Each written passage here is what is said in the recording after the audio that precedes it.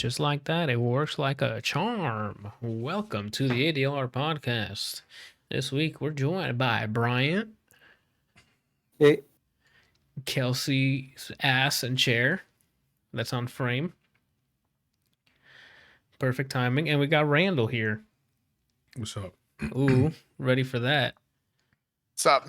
Nothing much. I already started a I'm bit here, late. so you're fine. You start like I started like 40 seconds ago, so just in time. I had the workflow thing mixed up because I had it for Nick arriving now, but he said he would join later. So I had the wrong button pressed, so I started doing shit that I wasn't supposed to. But I fixed it, and here we are. We took a break last week, and now we're here with a super lot of shit to go over. I removed like 2 things and I saved them for next week.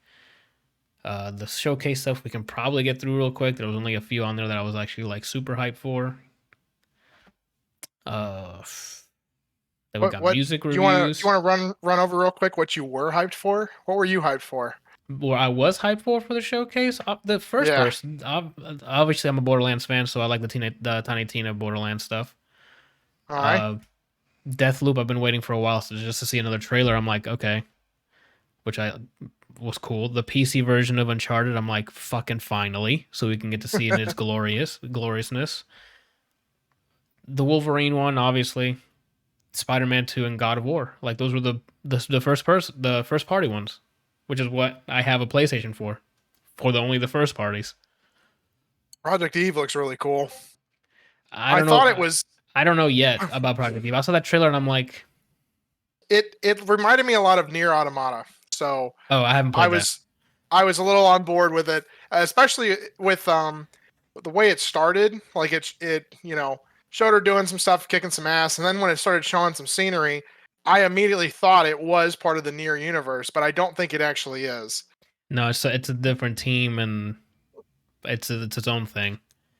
I saw it and I'm like, oh, okay. I don't know how. It's because those things as a turnoff is like, oh, cool action shit, and then when it's time to walk around the world, it's just barren wasteland of just environment. I'm like, don't do this then. Just make a scripted single player game that you go straight and make it an action like an Uncharted game. It made it like, oh, you can walk around and stuff, and then I'm like, there's nothing else to do. There's 0 that you showed me besides her and then the environment. And she looks 1,000 times better than the environment. Why?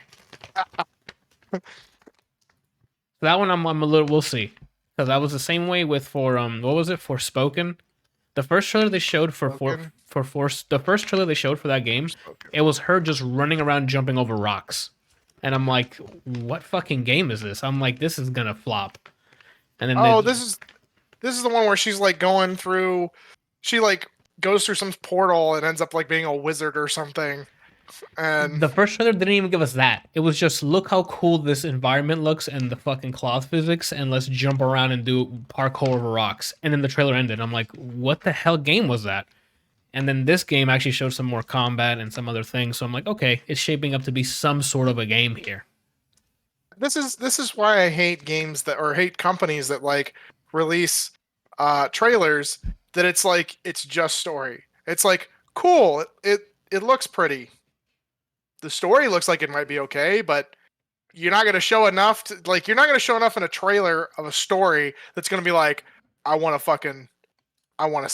know what the hell happens here. Yeah, you know, like generally chaos. Yeah.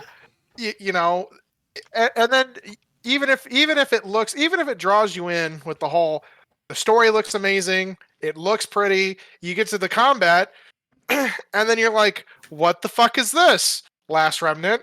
So, I'll feel you there. I didn't play it, but from what you've told me, I'm good on that. I mean, Bryant played it. He had him sit a bit. there and grind for me, rather. What else is? Oh, the Star Wars Knights of the Old Republic remake.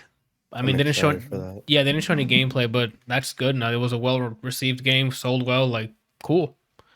I hope it's not just, it runs in 4K. I hope it's an actual like top-down asset remake, environments, maybe some gameplay changes, quality of life changes, etc. I played the first one for a bit, but I was like, this feels outdated. Like, I get why people liked it, but it felt outdated. And so if this is like a full, ground up, I'm excited. I would imagine so, since it didn't show anything besides that Sith Jedi that was on screen for like 20 seconds, and it's like the remake, and I'm like, okay, well, you should have showed me once you made something for it. Project Eve already spoke about. The Tiny Tina Wonderlands, it looks, you can create your own character finally, and then there's wizards and shit. So I'm like, okay, more Borderlands, and it's high fantasy this time. Okay. There's apparently 6 different classes to pick with your created character, and then they said that you're going to be able to cross class later in the game. That's good, giving you more freedom, like, which is what you would do if you're playing a tabletop D&D kind of thing anyway. So I guess they're just sticking true to that.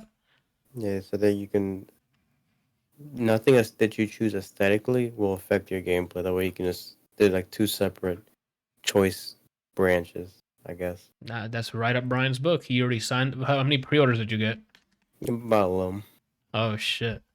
Is it on Steam or just Epic at first? It's just. It looks like it's just gonna be Epic again. Unfortunately, Are you gonna get it on Epic or wait? we'll see. Because they already have crossplay for Borderlands. So if they don't have crossplay for Wonderlands, I'll have to wait. Oh, it's on Steam. Then why does their website just shows Epic? It's on I Steam. mean, I'm on their page and it says coming soon. Oh, then yeah, it's not gonna be on Steam day one because they have a date for Epic, which is March 25th. If Steam just says coming soon, that means Godspeed whenever that exclusive deal is up. Otherwise, I would have said coming March 25th. I would imagine,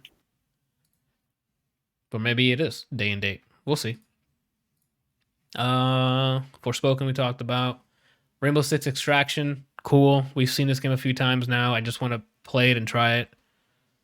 It's the three team co-op game where you go in there and kill alien, like survival mode kind of thing, and extract operators with Rainbow Six gameplay, I guess. I don't know if they've remixed it a bunch, but and one that I'm glad people are getting. I couldn't give a shit about it is Alan Wake Remastered. When I saw they were remaking it, good for you guys. I'm glad you wanted it. You're getting it. Hard pass. I tried that game. I tried to play it. I bought it on Steam. Gave it my college try. No. The combat in that was boring as shit. And the narrative was not intriguing me. So I just moved on.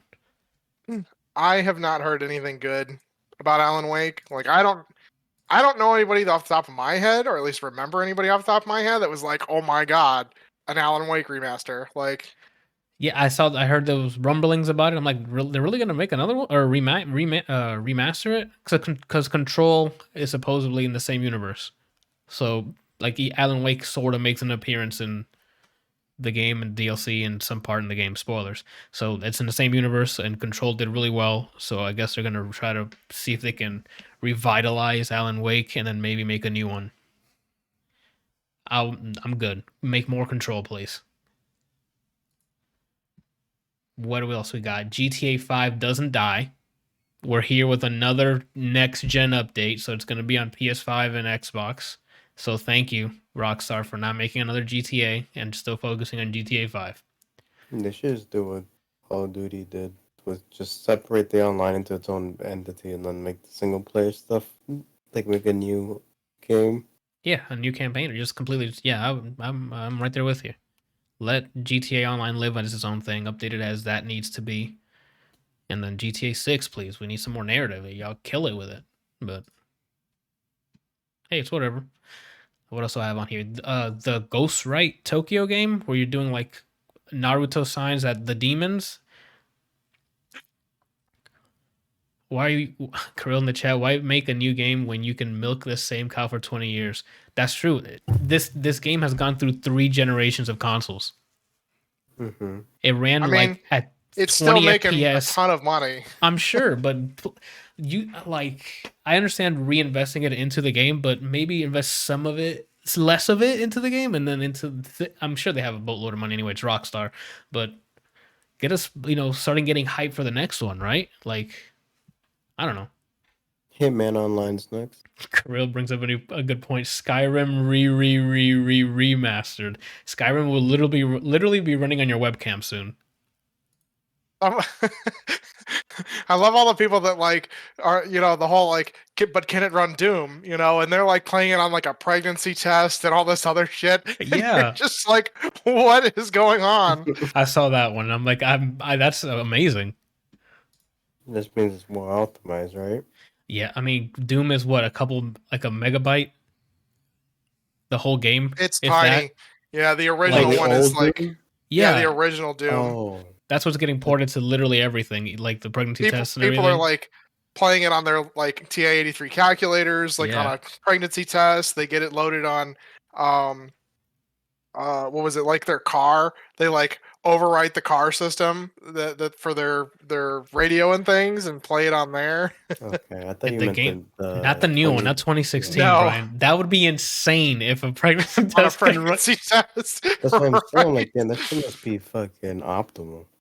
I mean, the engine is optimal. The Doom 2016, it runs great, scales great, but we're talking about old Doom, Yeah, like the that's thing. that's Virgil optimal, dude. Speaking of optimal, Parsec is fucking optimal. Okay? I told Like, you, man. was playing Final Fantasy X, streaming it from my computer in here to the computer out in the living room and playing it on the big screen. And it was laggy. Input was like seconds off. Shit was just ridiculous. It was like, there's got to be something better. And then I was like, Parsec. Anthony talks about Parsec a lot. Let me. I have it on my computer. Let's test it out and get it on there. Did it? I didn't have any loading problems. Oh, that was the other thing. Like I'd load into a fight, and for some reason it would take like 30 seconds to a minute just to load into the fight. Like it was just a black screen. Then the fight would end, and it would do the same thing to load back into the world. Didn't have any of those problems when I went to Parsec, and I messaged Anthony and was like, "Yo, people just need to hire Skullgirls and Parsec to do their networking shit because clearly they have it down." Especially if it's in network, just crank the bitrate to like fucking 50 megabits or even higher, and that should look like you're running it natively, my guy. Actually, not really, because you have the color, the tone map, not the tone mapping. What is it? The bits per color, so it's like 422, I think it is, instead of just the full 444. Anyway, Krill's like, when it works. Again, Krill, you've had issues with it because you just never turn off your computer and you have like 83 Chrome tabs. That's a you thing. I've had issues with it before, but it's more often than not it works than when it doesn't. For me, if I have any issue, I sign out, sign back in, good to go. Like, I've never had issues with Parsec. That thing, it works, bro. Ooh, especially like sometimes remotely, can be touch and go in terms of like video quality because I only have so much bitrate. But Kelsey doesn't have to fucking worry about that. He can set it up so he can go to fucking Dubai or some shit, and he'll have the upload speed to play it anyway. But yeah, Parsec is a godsend. I haven't tried it recently. How I'm just bad at setting shit up. It happens, bro. Let me just. It also depends on It also depends because we were on our work laptops and on the work router, so they could be blocking some shit. But like the Steam stream thing, it's not like I'm at your house, okay? Like it's not going hundreds of miles. It's in-house. To whatever. Like this is literally like local a network. Total of maybe 60 feet, okay? and it's a gigabit router, like so you have the bandwidth. Get on it, people. Yeah. But the Steam one shits on you? Yeah. I think yeah. so. Like seriously, like I at first I was like, maybe something didn't load properly with my computer. Maybe I turned it on, something didn't load properly. Let me save and like restart everything, start it again. Did that. Still had the like, you get into a battle and like the battle music loads and you're just sitting at a black screen for 30 seconds to a minute. I was like, this doesn't make any sense. And then so I switched to Parsec. None of those issues. It looked perfect. It was crisp. It was clean. Fucking get on it, Steam, on Valve, whatever the fuck it is. Valve added it to be like, hey, we can do it. And then I don't know if they're touching it anymore, if they're optimizing the encoding or anything. They're just like, we can do it. Okay. I usually don't have issues with the Steam one either. I mean, it doesn't feel as consistent as Parsec in terms of quality, but it works. Oof, nah. If I had to choose Parsec every day. Yeah. Like, It runs. Like, you can hit the finish line, yes. But fam, that ride is bumpy. I mean, a $500 car that fails its inspection, that gets you to point A to point B works too. Yeah, but your life is on I'm the saying line. I'm saying I haven't had an experience that was that bad that it connects to another person. Like it's solid. Okay. It's just Parsec's more reliable. It's because it's in another class in its own. It's a different tier. Shout out Parsec. If you ever want to get sponsorship, right here. Just because this right here.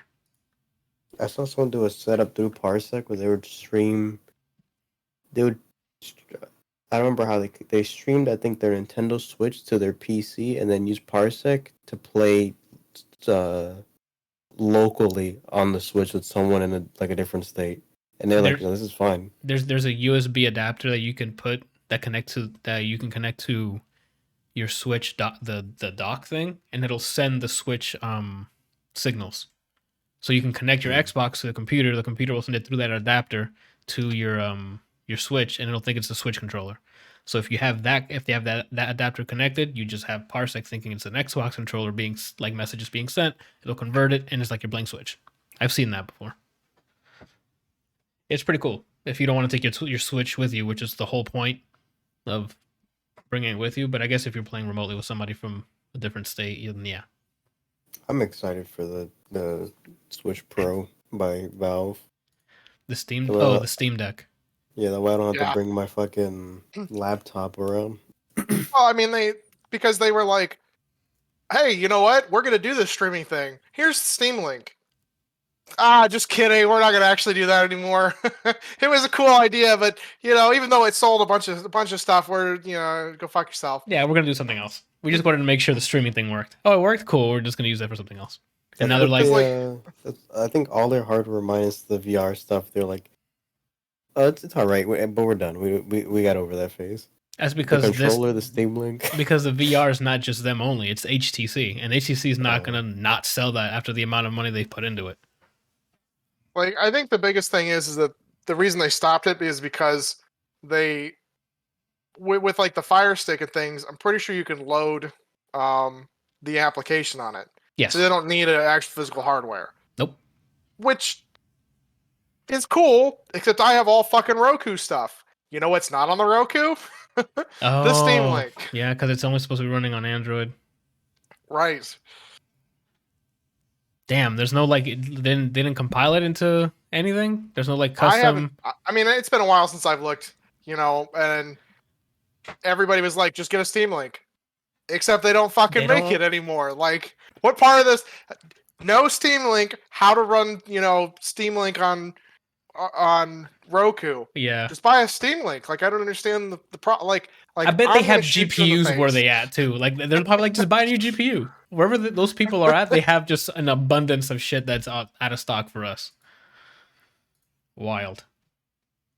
Where were we at? Oh, the Tokyo game. That looked more interesting because you're attacking demons with cool ninjutsu shit. Maybe that one's cool. We'll see. Trailer looks weird as fuck. It's weird, right? Like it's just a weird demons. You do crazy hand signs and you take them out, and I'm like, oh, okay. I don't know what else you do because the game was. It's just the trailer was weird. It looked like anime Mirror's Edge meets Dishonored. Oh, right. I can see that. From the bit that I've seen. Well, they gave us a story trailer for Ghosts of the Guardians. Jesus, Guardians of the Galaxy. So we kind of get an overview of what the overarching narrative is. Which I'm there just Does Joni love Chachi? Pretty much. So I'd love to see that. Love to watch Galaxy of the Guardians. Can you imagine? It's pretty much like the third movie. It's gonna be with that's Thor, the Love and Thunder one. I think he's just gonna be in it.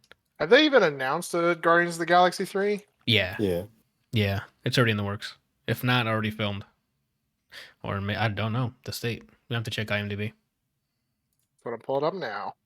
While you're doing that, Blood Hunt and Deathloop got new trailers. Blood Hunt looks cool.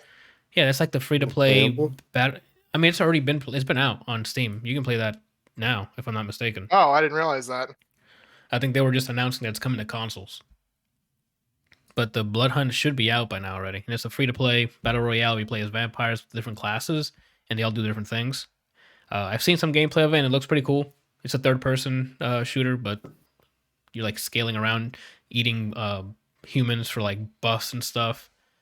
It looks stable. Like every time I've seen it, runs nicely, smoothly. So I just haven't given it a shot yet. Brian, you all right? You look like you've seen a ghost, bro. I literally clicked the page for it. It's like, oh, do the age, and I hit go to page, and it took me to a different game. So I was like, what the hell? Oh, did I put the wrong link or? I didn't use your link. I just typed it in Steam. Let me double check. I didn't put the wrong link. Okay. It's got mixed reviews, but I don't know. I haven't seen anything about it. For which one? Sorry. Blood Hunt. Blood Hunt. Oh. There was a musical experience game announced called Kid Amnesia Exhibition. I forgot what band. Radiohead's. I guess it's some sort of experience they announced that I don't know what that is. It's something with Radiohead. It's called Kid Amnesia or something. I'm uninformed. This is one of those that you're like, what the fuck is this? It literally shows a hallway, then a person and for then like a some writing split on the second, wall. and then it's over. And it's like Kid Amnesia Exhibition or exhibit or something. When's the next Fortnite concert? No idea. When was the last person? J Balvin was the latest person, right? No. Was there someone after Travis Scott? Yeah. Ariana Grande maybe was the one after Travis. I don't know. They're getting people in there, so God bless them. I'm sure they're getting cash for that. The next thing that was on what? My concert's next. Lit. I'll be there. I'm ready for it. Yeah, dude. It's just me nude sobbing. Okay, I bought 2 tickets. With a lot of reverb and echo. So it's going Oh, okay. I'm there. Next thing they showed was Tachia. It's like an open world game where you can literally transfer your spirit into different animals. It looked cool, vibrant, and open world. I'm down to try it. We'll see how it does when it releases. And then that was all the third-party stuff, like trailers. And then now the last section of the showcase was all the first-party stuff, which started off with the PS5/PC version of Uncharted 4 and, oh my god, Lost Legacy was the standalone expansion. It sounds familiar. Those are going to be bundled and released on PC and PS5 later next year, I think. Go ahead. I feel like Tachia is basically just Goat Simulator expanded. But you can go into like, any other animal. Like that's like what I what? mean. You can fly in it? I'm like, cool. Instead of just having to buy Goat Simulator and then Dog Simulator and Tractor Simulator, you can just be whatever animal you want. Like, bless you, Ryan. Yeah, like that. It looks like a chill time. I don't know what the antagonist thing is, but after the Uncharted, they went ahead and gave us a 30-second teaser that Insomniac Games is working on a Wolverine game. According to the interviews afterwards, it's going to be it's not going to be like Spider-Man where it's open world. It's going to be more like God of War where it's like a linear path, but it's going to be like a dark story. The newer God of War is pretty open world. Like the story itself is pretty linear, but it's like that where there's areas, there's like big areas you can go to. It's not going to be like, you know how Spider-Man, you're like, here's Manhattan, and then you go at it. Just go do whatever you want. Yeah, this is going to be like God of War, I guess, where it's like there's big areas, sections, but it's going to be linear, is what the guy said. Gotcha. So good. I'm down. I mean, they did a great job with Spider-Man, so let's see if they get Wolverine down. I wonder 2 things. I wonder if it's going to be within the same Insomniac universe for Marvel. And 2, I wonder if Marvel's just going to be like bullying Insomniac to be their developers for their games now. I doubt it because they've been licensing it out to like the Future Revolution, all the other mobile games. I'm sure there's other games in development, not just by Insomniac. There's no way they're just gonna like give it only to Insomniac. I doubt it. Though, I mean, we'll see. That could be a Play possibility because another Marvel game, give someone a license for that. You know what I mean? Oh, the Marvel vs. Capcom license. Yeah. Oh, yeah. I That's don't know who they're giving Marvel there. fighting game. I keep saying it. Give it to Arxis. It'll be the most beautiful Marvel game you've ever seen in your life. You never know. They might be in talks for that. TGS is happening soon. They might announce it there. Yeah. Most fighting games are shown and announced there because When's the TGS fighting games this month? It's this month. I don't know the exact date. The TGS, by the people who don't know, is Tokyo Game Show. Anywho. More like a Ghostwrite Tokyo game show. Okay, Brian, we'll come back to that. That was a good rough draft. We'll revisit. That was the early access. You guys got in for free. Nice. That's what an honor. Emails. Okay. Followed up by Gran Turismo 7, which they make the cars keep looking more and more lifelike. Good for them.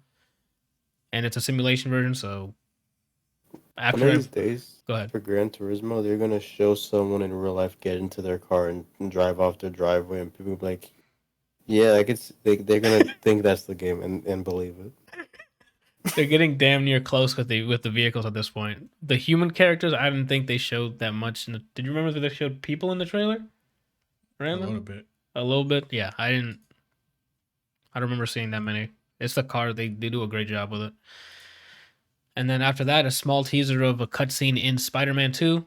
Spoilers: Venom is in it. So what? You Game gave me ruined. no fucking time to take my headphones off. Oh, that's unfortunate, Brian. As he's saying spoiler, he's already saying Venom.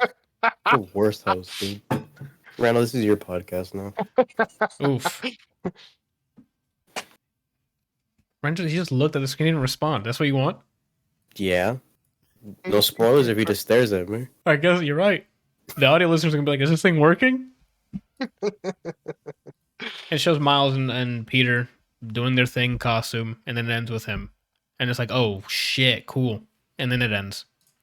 Small little teaser. It's gonna be great. And then of course they saved the best for last because I'm sure this is why they had to showcase was to give us an update on God of War. Bunch of gameplay in it. Giving us a nice overview of who's going to be in it, who our main antagonists are going to be. And looks like what's the name is. A lot of time has passed since the first one. It looks like because what's the name's older. So yeah, the kid looks several years older. So I was hoping looks like it picked up. What's her name? Right Still after. holding a grudge. Sorry. Yeah. Oh, I forgot her name. For the F. Freya. Yeah. Yeah, I think we're gonna continue that story.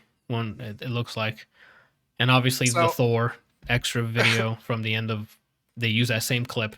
So I was hoping but the kids that same clip Atreus was small, so maybe it'll start off there and then we get into Freya's shit. I don't know. Wait, did they actually show Thor? Just in concept arts after, not in the trailer. Like you can look it up. You can see what he looks like. Okay, because I've seen a bunch of memes and things going around on Reddit where they they made him super fat based because of the Marvel movies. Oh, maybe that's why they did it. But that's him. But if you saw like a big old dude with the hammer in his hand, it's him. Which I'm okay with. After the fights that we've seen in the first one, I'm like, this guy's gonna hit harder than mountains, right? This looks accurate. Like this is how I'm assuming Thor is portrayed in the Tales of All. It is. He is fat. He's like he's like a big dude. Huge. Yeah, it's legit. Not the muscular like. Nope. I thought those were memes. I didn't think I thought people were just like poking fun at the whole. At the MCU, the Endgame. Yeah. No, they kept them big. I liked it. It's different because the last thing I wanted to see was another Hemsworth in the game, right? Like, yeah. We get it. They're all sexy people, right? You already have Kratos. Like, what more do you need? Yeah, that's why I was like, we don't need more buff because the first one was buff people. I'm like, let's get he's some. He's still big. It's just he has a gut. What I mean, like, he doesn't look weak. I mean, like bodybuilder show body, like when they do the fucking vacuum shit. Like that guy the people in the first one. That's what they look like. They were lifting for a competition. What was it? Modi and the other one, the brothers that you fight. I forgot their names. Yeah, you fight one of them, or both. You fight them both at the same time, and then you kill one of them. Yeah. I don't remember their names. And I can't. Yeah, but like one of them, I think they both looked like they were like had big arms and things, but I think one of them had kind of a gut, Okay. that looked similar to Thor. Not as big as the picture here, but wasn't like more like a construction worker, somebody who's Okay. got like, he's got kind of a gut going, but he's like, But he hit you like a truck. Really, yeah. You said that, and now I wish they remastered this game and they don't change anything, but give that one guy a New Yorker accent. Like the game looks exactly the same, but they say remastered, and that guy's from Queens. Nah, I don't know about that, Brian. He's from Brooklyn. That sounded fucking Irish. What was that? From Brooklyn. He's from Brooklyn. So yeah, I mean, great way to end it. We saw I was hoping that's the kind of update we got, was a good amount of cutscenes, gameplay, some combat compilation. So they did well. No release date. Or Ragnarok? No, Ragnarok. Yeah, no release date if I remember correctly. I thought I saw something somewhere. It's a 2022. Hold on, let me see. I'll look it up. Two things that were mentioned after the trailer ended. Corey Barlog is not directing this game. He's busy doing other projects for them. So, not that this is going to be worse off without him, but and it's going to keep the one shot. So the same as the first one, they move the camera as if for one shot. They're keeping it for the second one, and Barlog's working on other things. You want to know what he's working on? Malik. Oh, here we go, exclusive. So we've been getting the story of the God of War, but that has to come to a close. Yeah. Next game, God of Mischief. You follow his son. Oh shit! I mean, I'm down. The kid's getting older quick, so. And then he's gonna have his arc in the Norse stuff, and then boom, he's gonna go to like Greece, Middle Eastern gods. Yeah, or mythology? Egyptian. He's going to Egyptian. Yeah, Ooh, Egyptian would be good. Loki goes to Egypt. I'm That was the beginning of Always Sunny. I know, but I'm down. If that's what they use for the transition, that'd be right at like out of left field, but some people will get it. Shoot. I was gonna go run the table here to see what everyone was most excited for, but I'm pretty sure it's God of War, right? Unless maybe the Wolverine. You like Spider-Man more than God of War? Yeah. Okay. I didn't see the trailer. I mean, obviously, but now I know my guy's in it. So. Well, you kind of knew that was coming from the end of the first one. I assumed it was coming. Okay. Randall, are you hyped for God of War? Yeah. He didn't do the you sound like it. At all. Not before it. Before the showcase, I'm like, get ready to do it because I know they're gonna show it. And he's like, I don't know. He saw it, still didn't make the music sound. And don't say DMCA. I don't blame him because at any second it can get canceled. If Ragnarok gets canceled, there's a big issue happening that's outside of that developer, right? Like, there's no way at this point. Like, we're being invaded by the Ultra Chicken aliens. Like, there's no. That game's gonna warn us. That's true. I don't think that's gonna be canceled. That's wild. They'd have to go through some crazy shit. But all in all, definitely cool showcase, solid. The first half was like a lot of regurgitated information besides Project Eve, which was new, and some other stuff. But there was a bunch of Rainbow Six Extraction. Didn't need to see that. Deathloop didn't really need to see that because I knew it was coming out. What else was on there? There's a lot of stuff that we knew about already. That was Guardians. We didn't really need to see. GTA 5 next gen update. Didn't really need to see that. Right? If I had one of these things, the only way you'd get in a trailer announcement for a game we already know about is if it has a release date attached. If it doesn't, do your own conference because you're not going to be a part of mine. That's how I see what you mean. It has to be actual informative updates. There's co-op. Here's how co-op works, or here's either new game, or you will tell me when it's coming out. I see. Those are the only options. You don't want a concert in between announcements, or a talk with Hideo Kojima for 20 minutes. You don't want to do any of that. You can find music on YouTube. You can find it on Spotify, Tidal, Apple Music. Go to that and pretend you're in a concert. Okay. New game, release date. Keep or it make moving. your own conference. Yeah, I'm with you on that. Can I sign up for that conference? What do you have? I got. Come back to me. I don't want to leak it on here. Do your own. Damn it. It's one thing if you're like a small company and you're releasing stuff to try and generate interest so that you can, I don't know, maybe get some investors or pre-orders or something. Like, Mhm. you know, I personally like early access games for some certain studios because they actually deliver the early access game to fruition. Not, you know, things that sit in early access for 6 or 7 years and you're just like, Is this thing coming out? it should be out at some point. Like you know, Or the I can worst understand is when it's in early access and they haven't updated it in like almost Yeah. a year, and it's like, fam, your next update better be gangbusters. you know, If when you announce the game and you say early access now and you didn't show me any gameplay, keep your access. I don't want it early.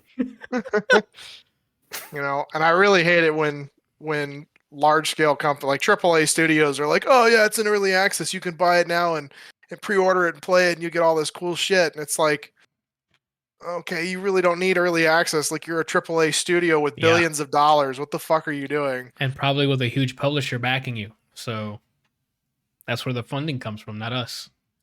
Unless of course you're like on what is the site? Kickstarter? OnlyFans. Yeah. Oh, Yeah. that too, Brian. I mean, you'll be the first. You'll be a pioneer, Brian. Fund your game subscribe? through OnlyFans. Let's go.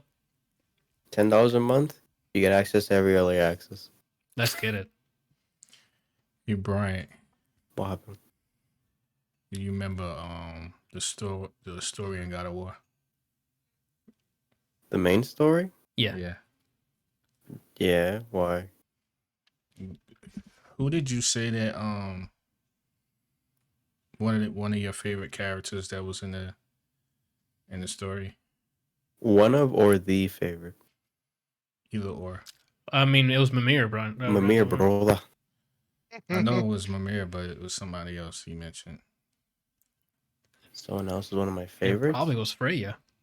He said he liked Freya when we reviewed it. I like Freya. I like It doesn't Freya. necessarily mean that they were in the game, but they were part of the story. Oh. Do do do do I'm trying to think do now. do do do. Yeah, you hit him with you hit him with a flanking question. It was somebody I recall you saying that you wanted to see more information on. The Oof, I don't remember either. my first thought was the mother. It was a dude. It was a dude, and I want information on them. You would like to hear more about this person. Was it Odin? Oh, I don't Yeah. remember, dude. it starts with a T. Thor? No. The other one that starts with a T. Does So- Randall, do you know who it is? Yeah, he's just trying to have Brian guess it so he can be like, there's going to be Oh. more on him. He's not going to remember. It's a Who's the story. T? It's a story that Mimir talked about a lot. Actually, had a lot to do with like what you were doing as Kratos when you was going to different places. It's like one particular person Mimir used to talk about a lot. All right, Brian, I'm going to give you 10 seconds. We're moving on. We can't just sit here and wait for you to We think gotta about move this. on. And It's tier, Brian. Oh, it's Blacksmith. Yeah, he's going to be in this. So, They showed him. He's Is he like tall as Yep. fuck. yes. he's like Yep. twice the size as Kratos. So you got money on Kratos or the tier?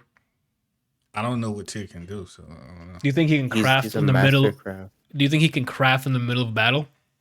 He's a god. He can do what he wants. But I'm just asking the questions. Here's what's gonna happen.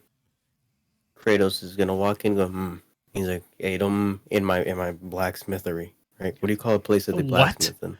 Their furnace? No, That's a thing. Furnace they're is a thing. Right? forge. They're They're forge. forged, That's yes. what they call it.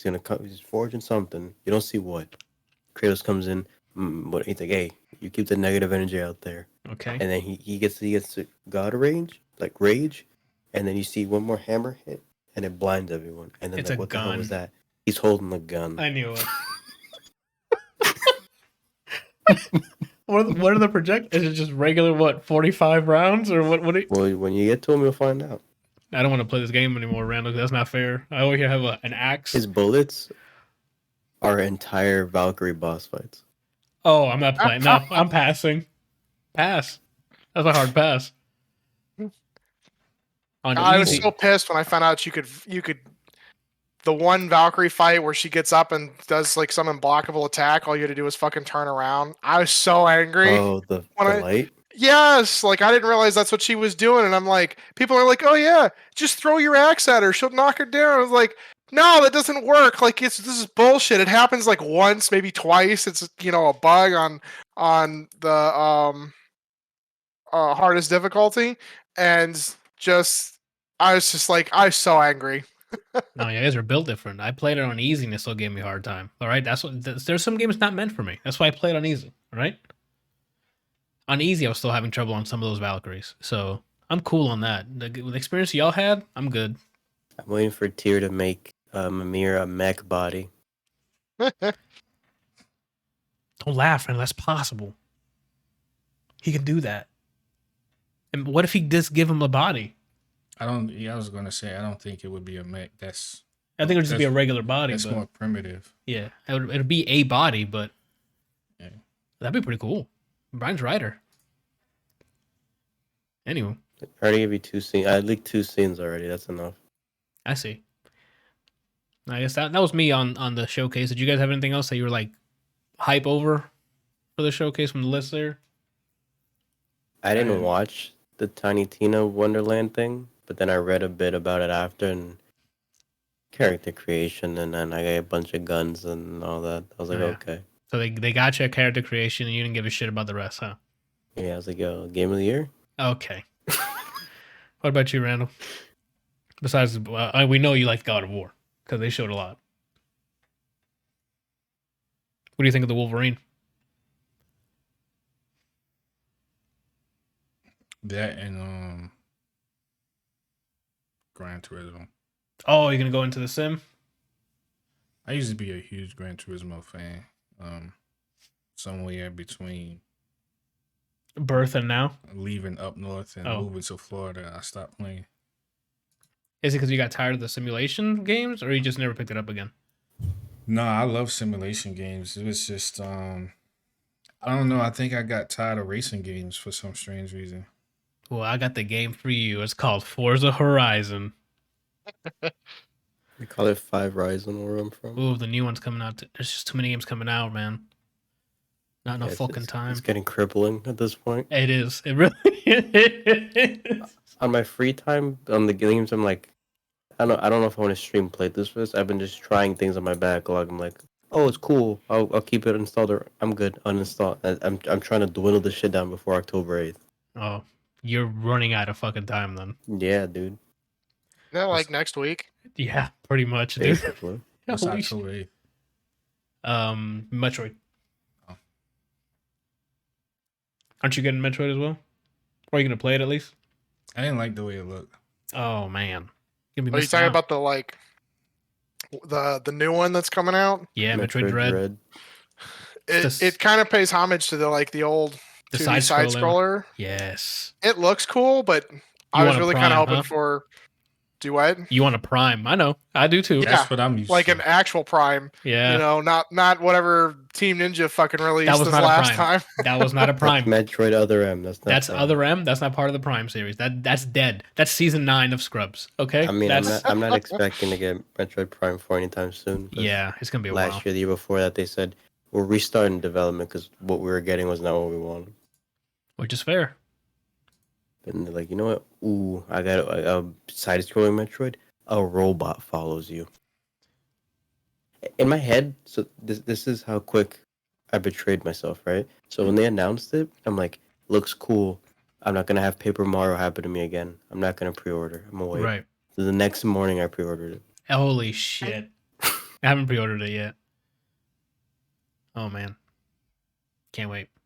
Metroid, fucking Far Cry. Oh, I don't remember what else comes out. Forza. For the rest of the year. I just know Deathloop October 8th. tomorrow. Shit. You streaming it tomorrow? Yeah. I'm already on. I can't wait. I've been waiting for this game. I want to watch you play that. I don't want to play it. Man, that's messed up. It's not co-op, is it? Technically, you can play a co-op. Because you can just invade as Juliana and not kill me. And just help me kill everything. Oh, you and I both know if I'm joining your party. You're going to kill me? Yeah, you see my first reaction to you and Red does. Then, yeah, we'll end up fighting each other.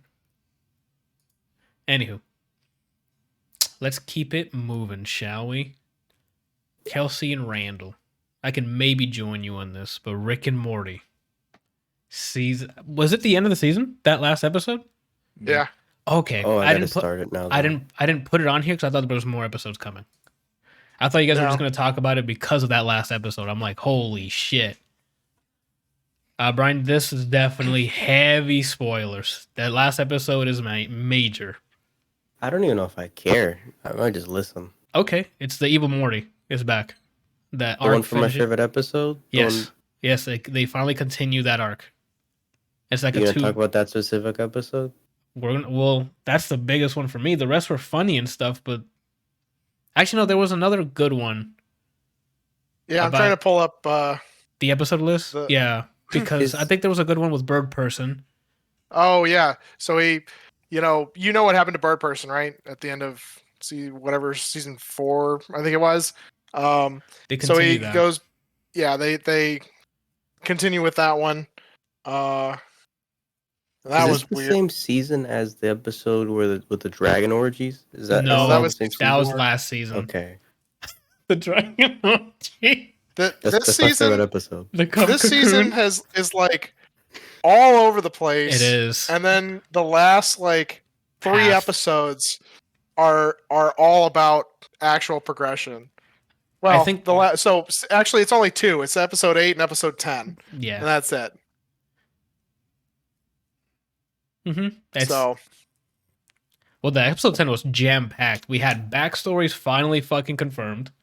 We had what happened to Rick, what happened to Morty, the evil Morty, and then whatever that ending means.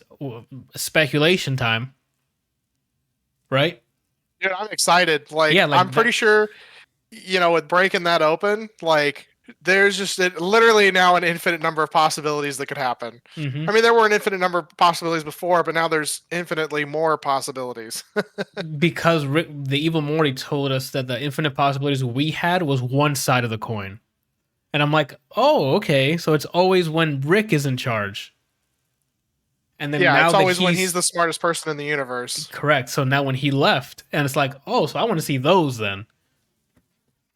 So spoilers, Brian. I know we literally just spoiled that last part for you. But... He deafened himself. Oh, okay, perfect. But I thought it was great having the confirmation of Rick's wife and his backstory. I'm like, finally. Even he said finally because you guys were fucking asking for it. I think that was one of the throwaway lines. I enjoyed that a lot. That the rest of the season was fun. Like I had a great time, funny. But the ones that glued me to what the fuck's about to happen next are the ones we've been asking for. Like the Bird Person coming back and having their backstory as well, like how they were cool and then their fallout and shit. I'm like, that's more meaningful, I guess.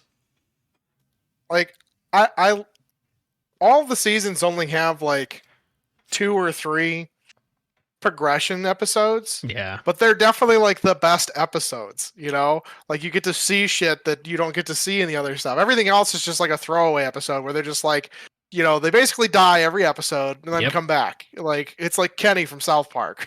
The rest of the episodes feel like, wouldn't this be funny if we did this? And then they do it because they can literally write whatever because of the dimensions. So they do it. It's hilarious. It ends and we move on to the next episode. But when it's stuff that has an actual continuation arc that we've been waiting for and it continues, I'm like, yes. And I'm like, I can't wait to see that progress.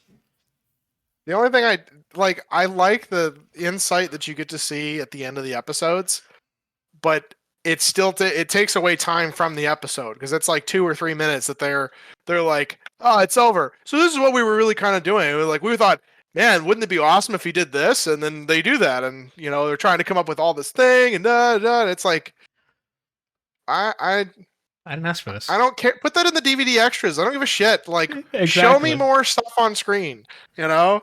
Like take the extra 2 or 3 minutes to do more with the episode. I agree. I'm out there with you. Like if it's extra, leave it in the extra section, my guy. Like people still buy DVDs and stuff. So it's not like it's being lost. And sometimes they put it up on YouTube. The actual people who publish it, they just put in extras for this episode or extras for that episode or this season. So just let it live there. People will go and rewatch it. That's man. What about you, Randall? Did you enjoy this season a lot? Mm-hmm. What do you think of the progress episodes or the progress episodes, the arc episodes, whatever you want to call it?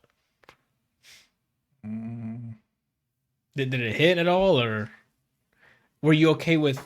Were you better off without knowing the actual backstory? Like after we knew what happened to Rick, I was like, I kind of liked it when it was had no idea what the hell, like the mystery's gone kind of thing, and I'm like, I like it that I know, but then I'm like, it was funnier when he just made up shit and we had to like decide if we believe it or not. I always thought that's what really happened. Oh, so you were on board with that from the first time it kind of happened? Gotcha. Mm-hmm. What do you think about the evil Morty? What do you think is going to happen now that this... I mean, he's in a different side of the coin, I guess, right? Like, I don't... Yeah, I'm curious how they're going to do that because Rick and Morty, they're in a completely different dimension. And he's out of that entire loop. So I'm trying to figure out whose story they're going to follow. If they go and follow evil Morty, who's in a completely different dimension, and they come across different Ricks, it might be interesting. But ultimately, for me personally, I watched that show because of Rick and Morty. So if it's like not the Rick and Morty that we've been following, it's like, especially in that dimension, none of those Ricks are gonna be like the smartest person in the universe. He's gonna be like a regular person. But what if the roles are flipped and now Morty's the smartest one? He's talking down to Rick. That's not. But to me, it's not interesting. No. Nah. You don't think any like funny quips can come out of it? Nah, because I guess I'm too invested in Rick. And our Rick? Yeah. So it's just going to feel fake because it's like, okay, Morty's not that smart. Well, to us. And it Well, isn't. yeah. There was an original theory that this Morty is the original, or is Rick's original Morty, and that he, realized that he is a lot smarter than than normal, and tried to like kill him or something, and he managed to escape, and now he's plotting his revenge. But with the whole ending of the season, you can tell that's not entirely true. Mm-hmm. But I mean, in a world of infinite possibilities, there's always going to one of the Mortys has to be super intelligent, at least one of them. So it was bound to happen at some point. But I don't think there's going to be one of those they follow only evil Morty kind of thing. I think there's going to be our Rick and Morty trying to stop that evil Morty for whatever reason. Because maybe he's going to find a way to get... He never showed that he had any ill intentions. He just wanted to get out of that. I don't know if it's like another dimension because he's out of the infinite loop, which is every universe where Rick is the most intelligent person in that universe. He's out of that complete loop. So that means that anytime you run across a Rick, he's not going to be as intelligent. Or he might be as intelligent, but it's just going to be different. So I'm trying to figure out what the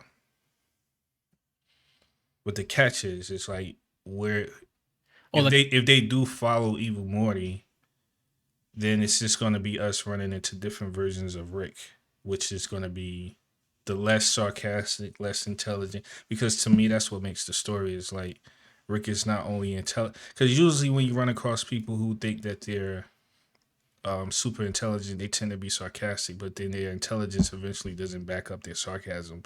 But with Rick, he like whatever he says, he quadruples down. Legit. Yeah, it's legit. It's like to the point where it's like you question things yourself. Yeah. Well, I think it's still going to be our Rick and Morty, and maybe him leaving this universe caused something bad to happen in ours. So Rick and Morty are gonna try to save it, if that makes sense. Did you guys see the different colored portals? Do you know what they mean? I did not. I didn't notice there were different. I was blown away. I need to rewatch that ending because there was so much happening at the last like 4 minutes. I'm like, what? So what I think There's different portal. There's different colors. There's different portals. Yeah. So my theory on with the Different portal the colors. different color portals is like the green ones allow you to go in between the dimensions where Rick is the smartest, but the gold one allows him to go outside of that And go anywhere else, including Yeah. that one. Okay. Yeah. And then there's a third one. It's blue. Oh, I didn't see that. I didn't see these. I gotta rewatch it and see. I didn't notice the colors. I So. only saw the gold. Where one was the and blue one at? green one. Blue one's been in a couple episodes. I think it's in the very first episode, and it's also in season 3, episode 1. Okay. But so the blue one is for travel in the same space that you're currently in. Oh, So like you have like your own dimension, but like warping from Earth to Mars or something. Yeah. So Got like it. if I wanted to go to your house or you come here, you open up a blue portal and then it would be here. The green just allows you to kind of go anywhere within the finite spectrum that they're currently in, and then the gold one seems to be everything else. Literally anything else. Yeah, that's Yes. it's. They just keep opening up more possibilities for them to write anything. So I'm hoping it starts off with them. Something's wrong with ours, I guess. Maybe he wasn't supposed to do that, and there's like a backlash to what he did to escape. And maybe they'll have to save it because at the end of that, everything just exploded. Like he made it, but then it didn't show us or our side, not our side. You know, like the universe we were showing, right? It just went white and then fade to black, and then the credits rolled. After it showed him arriving at his new dimension, right? Yeah, like he steps through the portal and then that was it that I remember. So I don't know if maybe there's some repercussions on our end because he did that. Like, you know how like, I guess I can't spoil Loki, but repercussions and variants and stuff like that. So I don't know if there's like something like that at play. I'm curious. I just hope it doesn't take them like 3 years to make the next season, right? Yeah. I was talking with Adam about the season, and I want to go back and like watch this from start to finish again and just like really pay attention to what's going on. But apparently there's a theory going around that the original C-137 murdered this Rick's family, and Beth and his wife, and now he's just been. I mean, because you see him going on the binge to just like destroy his own life, literally take out as many people as he can, and then he moves into this other reality. But that he's trying to find the original C-137 so that he can take him out. Right. For what he did, which is understandable. But don't violence kids watching. Okay, wink. Anyway, yeah, I don't know. The season was funny. I like the ending was great. It had I want more, but that's usually what TV shows do is they end it in a way where you want more. Very curious to see what happens. I need to go back and I do need to go back and rewatch it, see if there's any other like small details like portal colors and stuff that I just didn't notice. The live action thing with Christopher Lloyd, is that supposed to be a actual thing, or is that just? Yes. I just saw it on their it's TikTok. An actual thing. But I don't know if they're making an episode or something out of that. They're actually making an episode. They've come out and said that this is actually happening. Okay, cool. I buy it. I mean, it was made after him, right? Like Rick's character, I'm assuming, was inspired by Doc. So I'm pretty sure, but I think that's what they said, and that's also why they had Christopher Lloyd play Rick. that was a match made, and as soon as Rick was created, that should have happened. It's like Ryan Reynolds and Deadpool. Yeah, like there's the same way Hugh Jackman was our Wolverine and Robert Downey Jr. is our Tony. There's no other Deadpool. Live action, sorry. Because, I mean, Nolan does a good job voicing him, but Ryan Reynolds is Deadpool. I mean, I don't have anything else to add. I enjoyed it. It's more Rick and Morty. The episodes that weren't part of this like main arc are still great. They're still funny. I don't know. I definitely recommend it still. And with the way this season ended, I'm curious to see how they continue it. I'm excited. That I think they, what was it, 70 episodes? Was that from season 2 or season 1 that they got signed up for? Oh no, it was later on. It was like season 2 or 3 when they were Oh, like, was it? when they got signed up for like another 60 episodes or something. I think Yeah. so. I think it was like So, season 3, but I don't Apparently remember. they're in the works for 6, 7, and 8.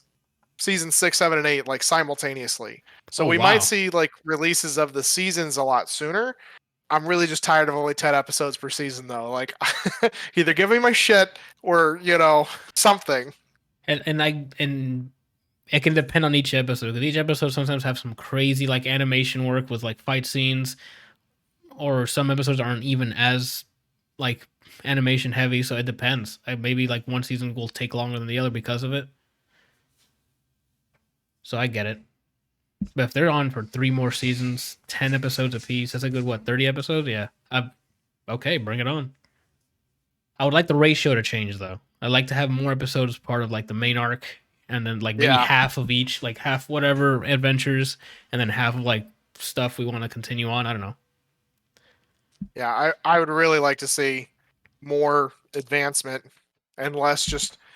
I think the random shit that's going on, I think was great for the first couple of seasons, but now Yeah. they've got like enough that you can kind of just have episodes based clearly on what's going on. Yeah. I mean, you can have And I episodes would love to based see it. on Clone Beth, like, if she was out in space doing whatever, like We don't know which one's the clone. And that too. I'm sorry, just the badass space cadet one. Like, we could have an episode on what she was doing, either like an action episode or something. I don't know. What was it? Episode 2, where you just like literally dying left and right. you Yes, know? everyone, all the families. I don't know who's who, what's going on, and then the Muppet ones. Oh my goodness, it was great. For me, I've just this whole time that I've been watching the show, I've just been following Rick. He's like, That was your go-to? he's my point. Well, he's my point of contact because everybody else is Beyond replaceable. Like, that's It's not. I'm not trying to say that they're replaceable, but the Rick that we are following, that's not even his real daughter, that Beth. So It's not even the real Rick anymore. He's died so many times and been reborn. well, that's what I'm saying. I don't know. I think the Rick that we've been watching since the beginning of the show, I think that's the Rick we're still following. But I'm not. I know for a fact we all know that that's not his original family. Yeah. And so he's always been like. Well, he's also what Gus was talking about. He's died and gone to a different Rick in a different time. Well, remember when he dies and he comes back in the tube? We don't know what dimension, where that is from, because they just cuts to him in that lab. So we don't know if it's still the same one or it's a different time period. I don't know how that works. I don't even know. Maybe he did explain it. I just didn't know. I don't remember. I'm telling you, from the first season, they opened themselves up to write whatever the hell they wanted, and it's. But I mean, essentially, that's still the same Rick, even though he changed bodies. Yeah, I see what you mean. And at this point, his body's not even human. Like in this season alone, he's whipped out his robo fucking arsenal like 3 times. I'm like, holy shit, that's goals. Which one's the episode where? Maybe it wasn't this season. Maybe it was last season. The Thanksgiving The episode. one. No. It was the first episode. The first episode of season 5, where like that door, he opens the portal to the other realm that's like, goes by super quick. Oh, that was a good episode. Yes, I know what you're talking about. Well, the time dilation's different. Yeah, when he goes in and the robots all pull out all of his stuff, part of his liver also gets ripped out. Remember from the Purge episode? Oh, right. So he replaced that with something that was robotic or some sort of machine too. Yeah. It's the hardest working liver in the galaxy, Morty. Now it's got a hole in it. Yeah. Yeah, man, they kept that detail in. It's great. I think that's what makes Rick and Morty such a great show, because a lot of the plots are like stuff that I've thought about or like I think kids think about as they're growing up like random strange things. Like if they if they saw ants on the ground and they imagine a world of ants and them being like intelligent and having a whole system and all that stuff like that, and then We got it. It's the Rick movie and Ants. Morty like has an episode that's basically that. Like they had the story with the whole world inside batteries, and then they have Oh, right. the one that Kelsey just mentioned was like they go through a portal and Time goes by so fast to the point where like these people are prepared for you to show up next time. Like an entire civilization. I forgot how good that episode was.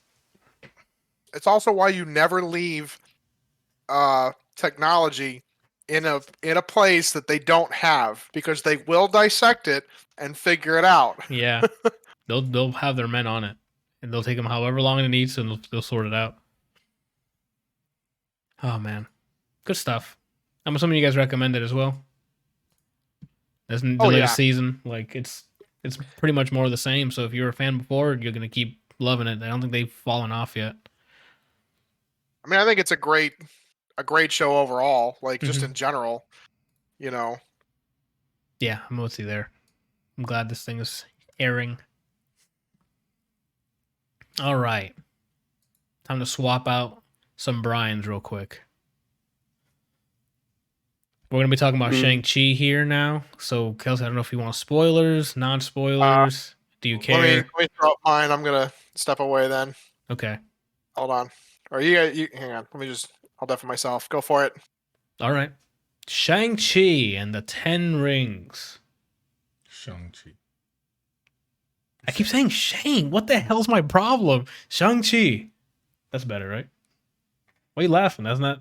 I said it right that time. Yeah, you did. Okay, don't laugh at me. Anyway, newest Marvel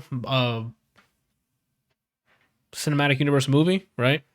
I guess also news. Hawkeye's trailer came out today, so if you wanted to go see that, go see it.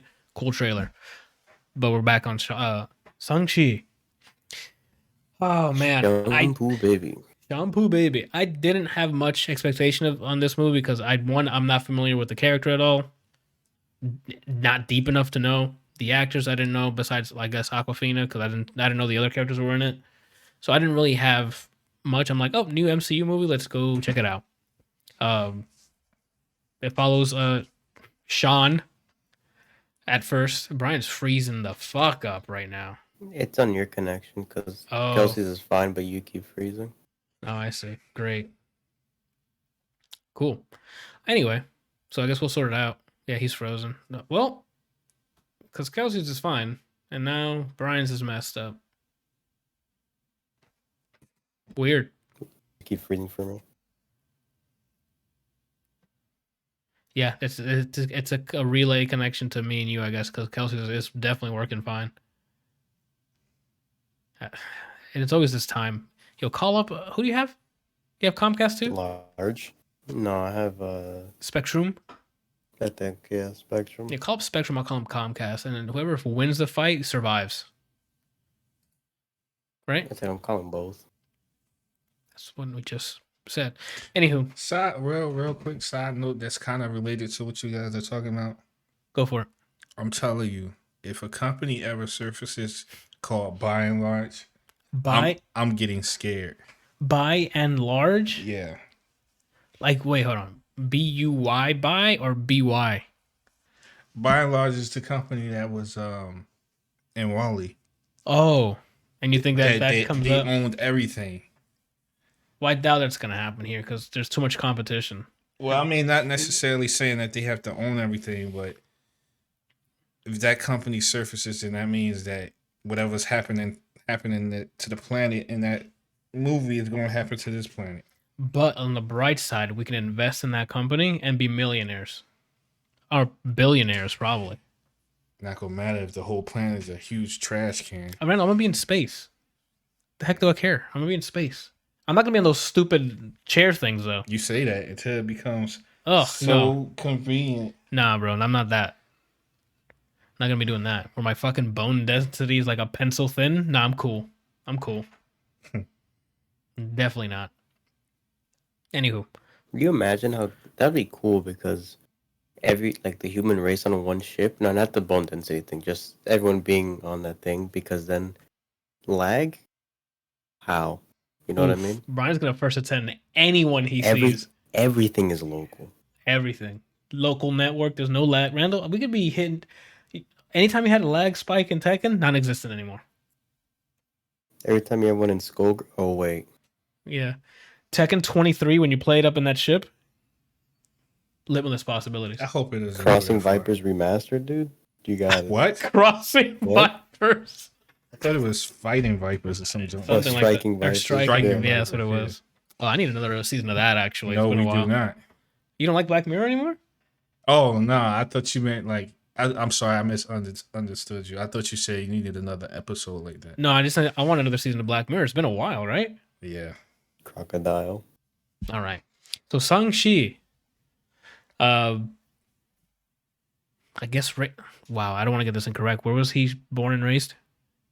Who? Shang-Chi? China. It's China? Okay. Chinese, I think. didn't want to get it incorrect and offend everyone, so born and raised in China. His father was a descendant from the person who owned the rings first, or was he the one who founded to begin with? He made the rings. He made it? No. He didn't make the. He did the organization. He's the Got one it. that started it. Okay. Yeah, I'm the like, rings. wait, I thought he just found the The 10 physical rings. rings he found. Yes. But the organization that Brian mentioned, He started. founded. Okay. So there's a organization called the 10 Rings, but he also has 10 rings massive that are on his forearms with magical powers. He conquered dynasties. He became the richest man everywhere. He's very influential / powerful, whatever. He met the kid's mom. They had a kid, raised the kid to be a killer. Didn't want to do that, so he ran away and moved to L.A., New York, somewhere in the States. I think it was LA. It was L.A.? I don't know for sure, but I think it was LA. Somewhere in the States. Grew up avoiding all that stuff, but he still had that training in him, so he knew how to fight, parkour, all the other stuff. It's in him, right? Fit as a fiddle. Guy doesn't miss. Well, he missed sometimes. There's some crazy, right in the chin. He gets kicked. Crazy. Anywho. It's my man. Yeah.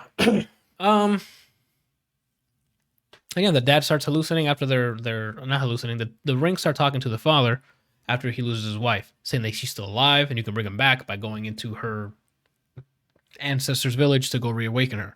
So how he becomes fixated with that and tries to find a way in there. But it involves Sung, she, and the sister. What was the sister's name? Xialing, something like that. Was it? No, it wasn't Xialing? Okay. I'm And the messing it sister. up, but that feels right. Hold on. Okay. And he needed his help to do it, so he's going after them so he can get to the lost kingdom of Tao? Mm-hmm. I think it was Tao. And resurrect the mom. The kids know that he's full of shit and something's going on, so they obviously try to stop him. And that's basically the overarching narrative, I guess, for the movie is stop the dad from doing some crazy shit that might unleash some crazy evil. While the subplots is like Aquafina's character is like a modern day, like, what is it, like, doesn't want to really not focus, not like determined. What is it? There's no ambition in any way. I got her name right. Oh, you got it right? Xialing. Okay. Yeah. I mean, it's only my main. But huge close friends / closest friends with Shang-Chi. So she follows him to China to handle this whole business ordeal. Ends up getting her own skill set. I mean, she was, her own calling. The father as well has his own small arc that I thought was a good villain this time around instead of like a forgetful one from the previous ones. He had his how he got his motivations were clearly seen. It's understandable, I guess, how he was relatable. Thank you.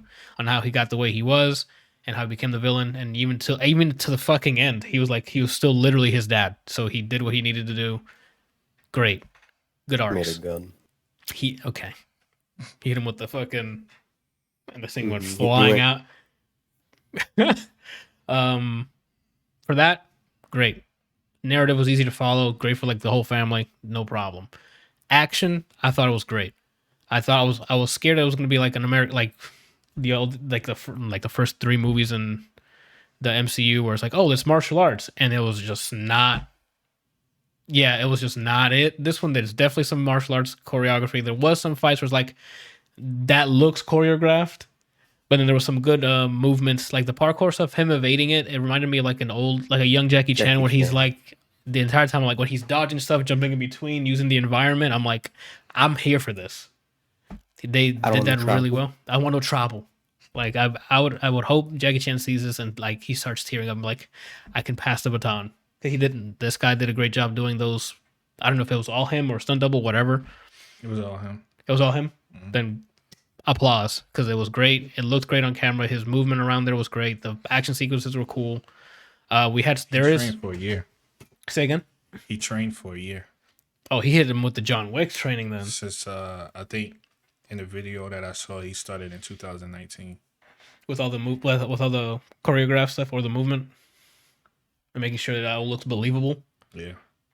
Well, I hand it to him because it looked great on film, and he did a great job on that part. Comedic timing. His body double. Oh, well, you did a great job, dude. The height difference is weird, but I guess they figured that out. They did it in The Hobbit, so I guess they figured it out. Or it's for really high heels. Oh, okay. And so sometimes they're fighting, don't see the feet. Mm-hmm. That was me. That was you. I see. That's pretty cool. So yeah, there was the action sequence I loved. The train sequence was crazy. The side of the building one where they're jumping through the bamboo sticks, crazy.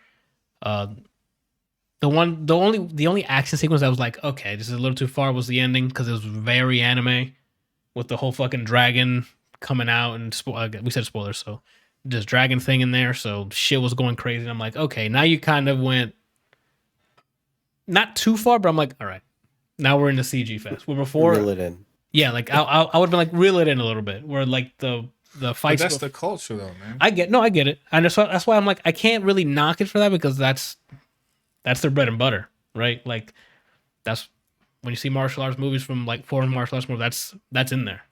So I can't really go ahead, Ron.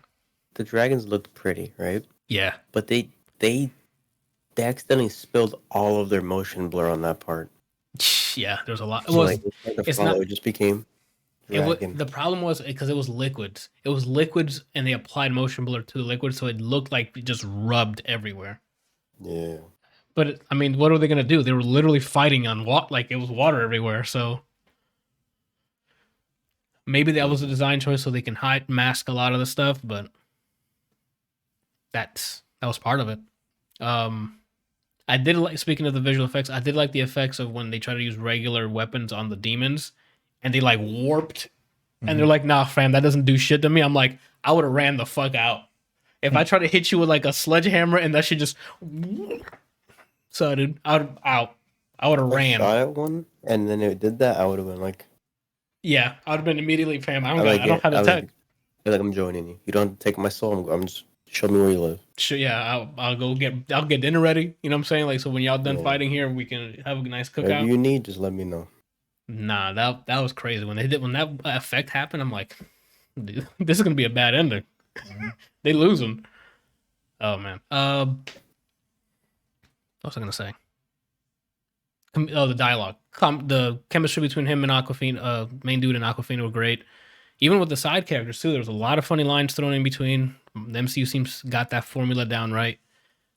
Obviously, some modern references to like social media, things like that. Normally, I don't think Aquafina's funny.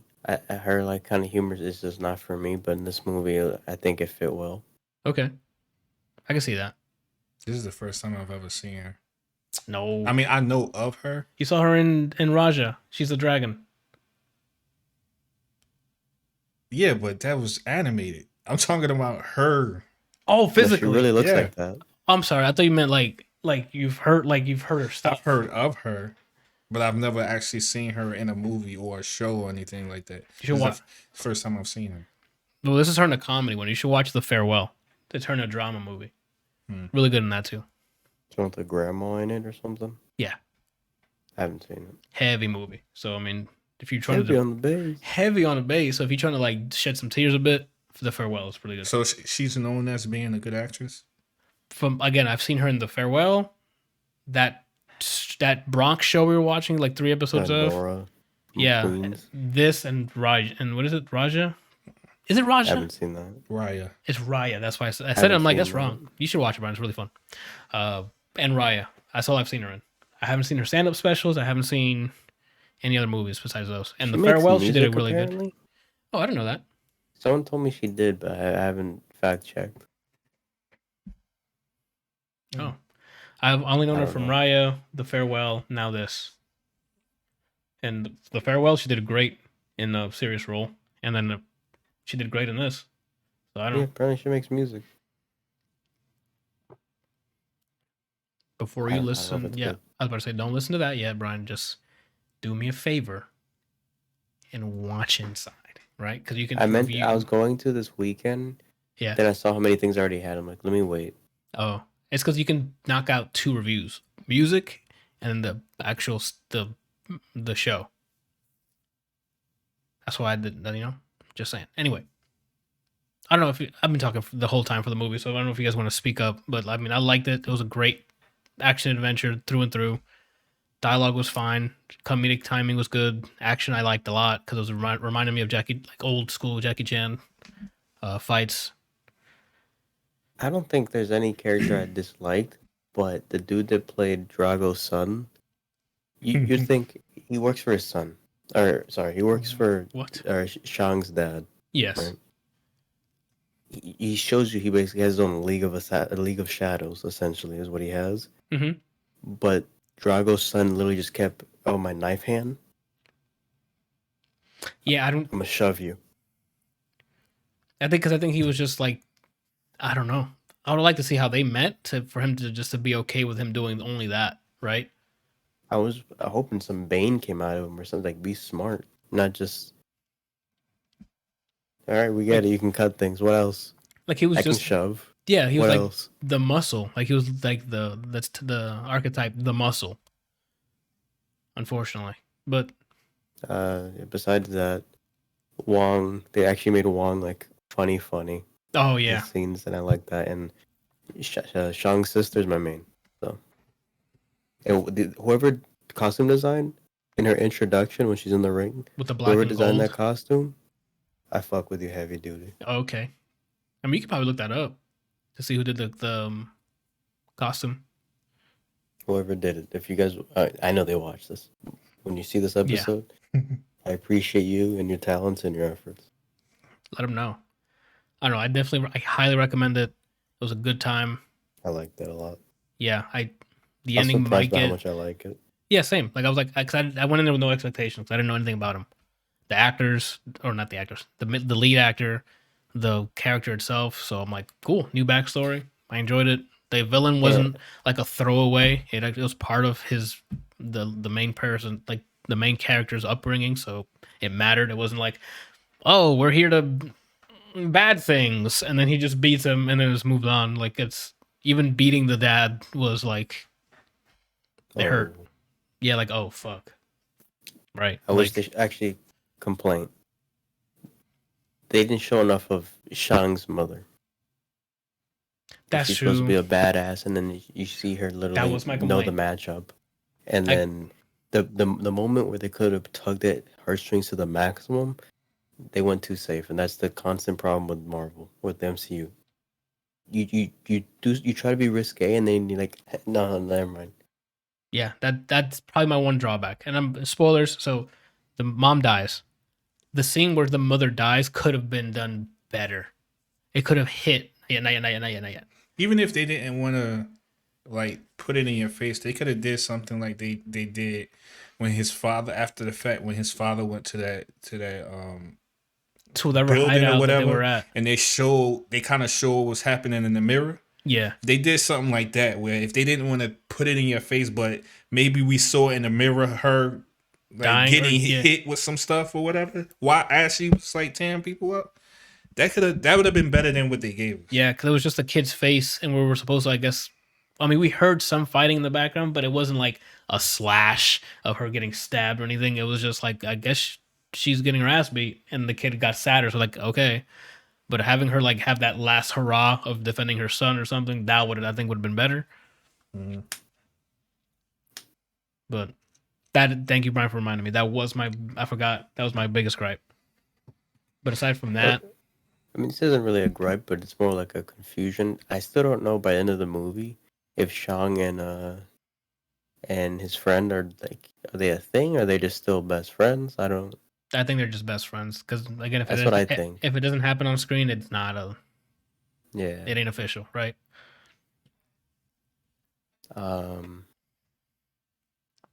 And also if you're like, oh, but is the post-credit scene worth it? Well, one of them is, and it's just building. It's building too much hype for essentially Yes. the apex of this saga that's happening. The wizard saga, essentially. Yeah, the magic stuff that's happening after this got me nervous because they can either knock this dang thing out of the park or it's gonna fucking be like this cheesy. Too many cooks. Spider-Man Yeah. 3, too many cooks. Because there's too much timeline stuff happening in this phase that I'm like, please stick the landing. You know, like with the Spider-Man stuff, now with the Doctor Strange stuff, and I'm like, worried oh, about Baby Boy in December.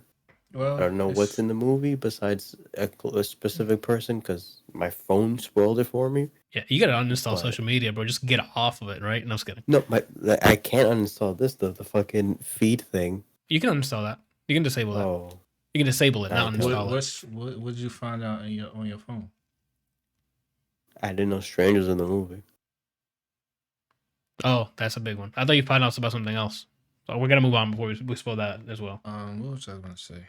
Oh, I was gonna say, as long as Kevin Feige is pulling the strings, I don't think we really have anything to worry about. We'll be fine.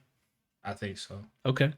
He's proven himself for what, 10 years? It's now? more than that now. 11, Yeah. right? He's also 12? proven that he can fail sometimes. Look at Captain Marvel. Oh, that's And in my opinion, look at the Doctor Strange movie. yeah. That one was rough for me too. Doctor Strange was rough for me. Thor: Dark World was rough for me.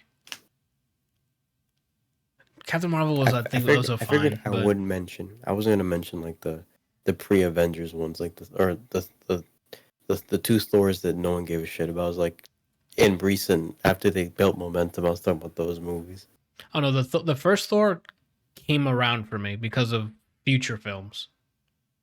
Like Ragnarok with the whole Hela story and stuff. I think that brought the first Thor a little further better for me. Dark World, nothing can save that for me. Is that the Right? one where Loki pretends to get his hand cut off? Yeah, but that's when his mom dies, man. But that's a portion of that's only a portion of the whole movie. Like that was a really good part, but that's not a let's go buy this on Blu-ray, right? Like Until you I'd said watch that- that. Oh, sorry, go ahead, Brian. Until you said that, Randall, I forgot that she died in that movie. The only thing I remember is they're in the desert and Loki pretends he doesn't have a hand.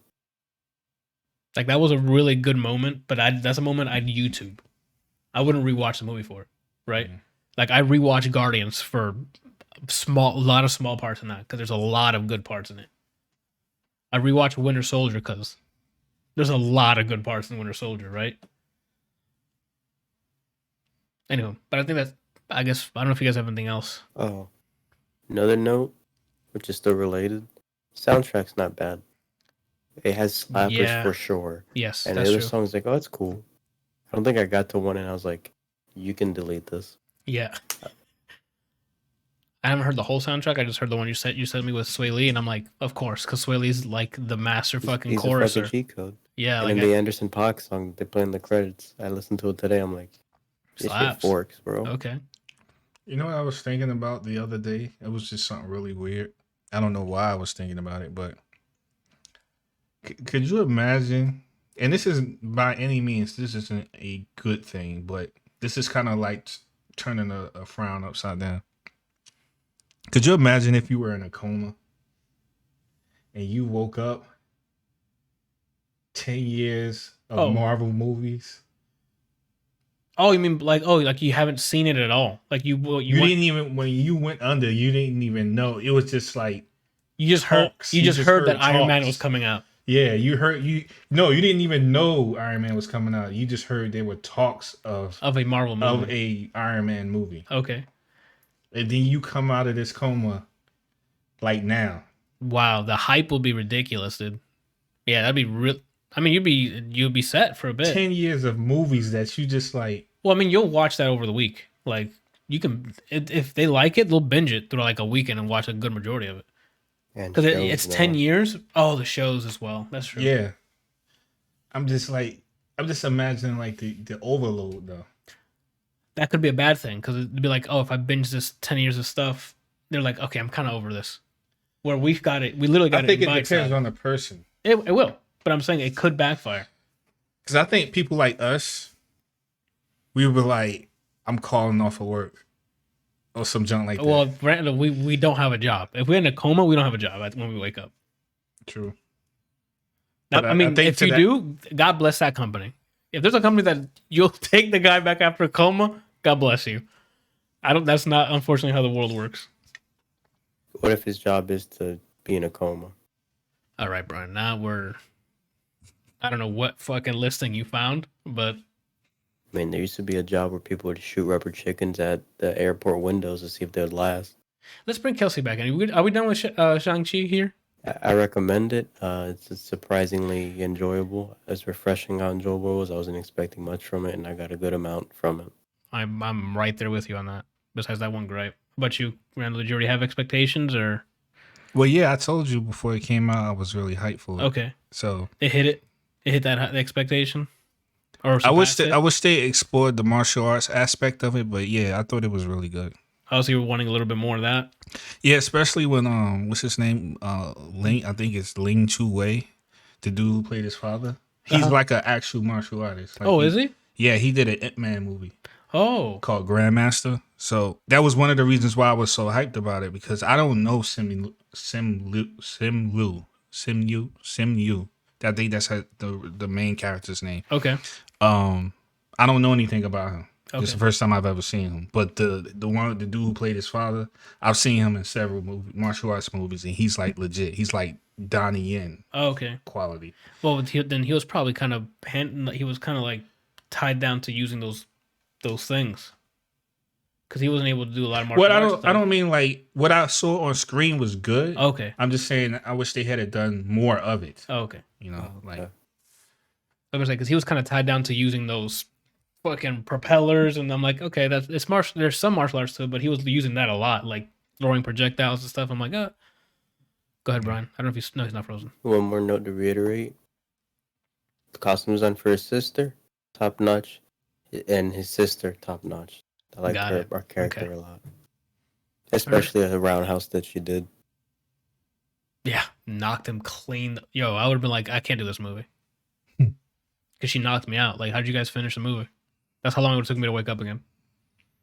You're at the screening. Yeah.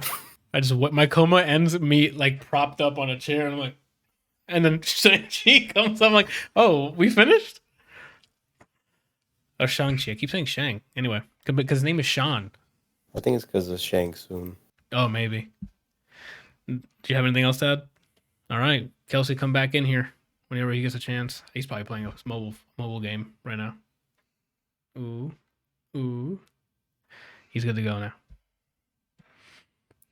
Yo. Dude. Dude. No spoilers, but we recommend it. So if you get a chance, I mean, you can wait till next month because it's going to be on Disney Plus next month. Oh, for only an extra $30? Man, that sounds like a great deal. Wink. Spock dies. I'm just letting you know it's going to be available digitally. Wink. Yeah. It's because of that we might not get another Marvel movie by the Russo brothers. Why? Because of that. The Black Widow. Yeah. Well, the whole Disney Plus thing. They're not. They're not trying to be a part of that. They're like Tarantino, like the film purists. If they make a movie, they want it to be in theaters. In theaters, yeah. I get it, I guess, but not that's to me that's old. That's old school. That's Tarantino types of stuff. Where it's like, oh, that's not film because it's not in theaters. Oh, it's made for digital consumption, so it's not film. Well, I think they're also thinking about in terms of like getting shafted with the money. because it's not in. That's understandable, yeah. But you're not gonna get as much. Yeah. Like, Unless- I mean, I think it's going to come down to who can make the best deals because we're moving away from theaters. Like, And this it's COVID just- thing kind of put the nail in the coffin. Just what? yeah, COVID stuff. Oh, like that's not to say that it's not to say that it's not awesome to like, bunch of friends go out to the movie theater, like get out for the night, go get a bunch of popcorn, sit in the theater and do that stuff. But you can do that from home. It really is. And now that the content's coming directly to our homes, there's no incentive to go out and do it. I think this is one particular topic that I would have to like go a different route with you guys because That social aspect. I thoroughly love Mhm. going to the theater. I get it. Did you marry it? I'm not saying that it's completely dead. I mean, there's always going to be people that would prefer to go out to the movies rather than sit at home. Not to mention, it is nice to like get out of the house and go visit with people, like get some dinner, go to the movies, get the extra large popcorn that you really don't need and the drink that you finish before the movie starts and then have to go pee halfway through, and then miss something important. That's why I don't eat or drink, bro, when I'm at the theater. So, like, if I have to go fucking pee, I'm peeing in my cup. You know what I'm saying? Exactly. Wear a catheter. Yeah. Or that too. That's extreme. But like for the masses, the general populace is not, especially like our generation, is not somebody who goes out of the theater to watch this stuff. Yeah. They rent it at home for $2 on Amazon and then watch it. I mean, unless it's an event. Like, again, the MCU was an anomaly. Infinity War and Endgames, those were events where people want the energy in those rooms. It's an event. Theaters aren't normally like that. So I can see why you don't want to lose that, but that's not that event existed there and physically and in the virtual space. Twitter exploding with, Joe, did you see this? Everyone speculating on their podcast. Like, it was beyond the theater. But you being there, absolutely. The energy's wild. When those fucking circle things started opening up and everyone on your left, and they answered my everyone question. peed themselves. And they answered my 3 questions. They asked, where's Peter? Where's Peter? Where's Steven? Where's Hope? And they And- told me all 3 of them you know, back to back. Everyone was hyped. That last 20 minutes of Endgame, you can't watch that dry. Like, there's no way. Not to mention, too, outside MCU, a movie built for theaters, so like A Quiet Place, is something you can't really get watching from home. Like the effect that you get from that movie, where the entire theater is not saying a fucking word out of Yeah. fear. Yeah, because they're like, what if it goes through the screen and eats us? Yeah. To the point where after we watched it, when we went back to your plate, we were still like, Slowly putting things down. I ain't trying to get killed, bro. It No, gives not you today. that imaginary feeling of we're all in this together type thing. It's like if you're going on a ride on Universal and stuff, there's other humans. Yeah. It's like experiencing it together. That's it. You have that shared bond with the people there. So yeah, there is something to be That's said true. about When we that. did go see the first Quiet Place, you could hear a pin drop. Yeah, yeah. Like From the majority next room. of the movie. yeah. Because nobody wanted to say a word. Because Then you everyone. Go ahead. No, you finish your thought.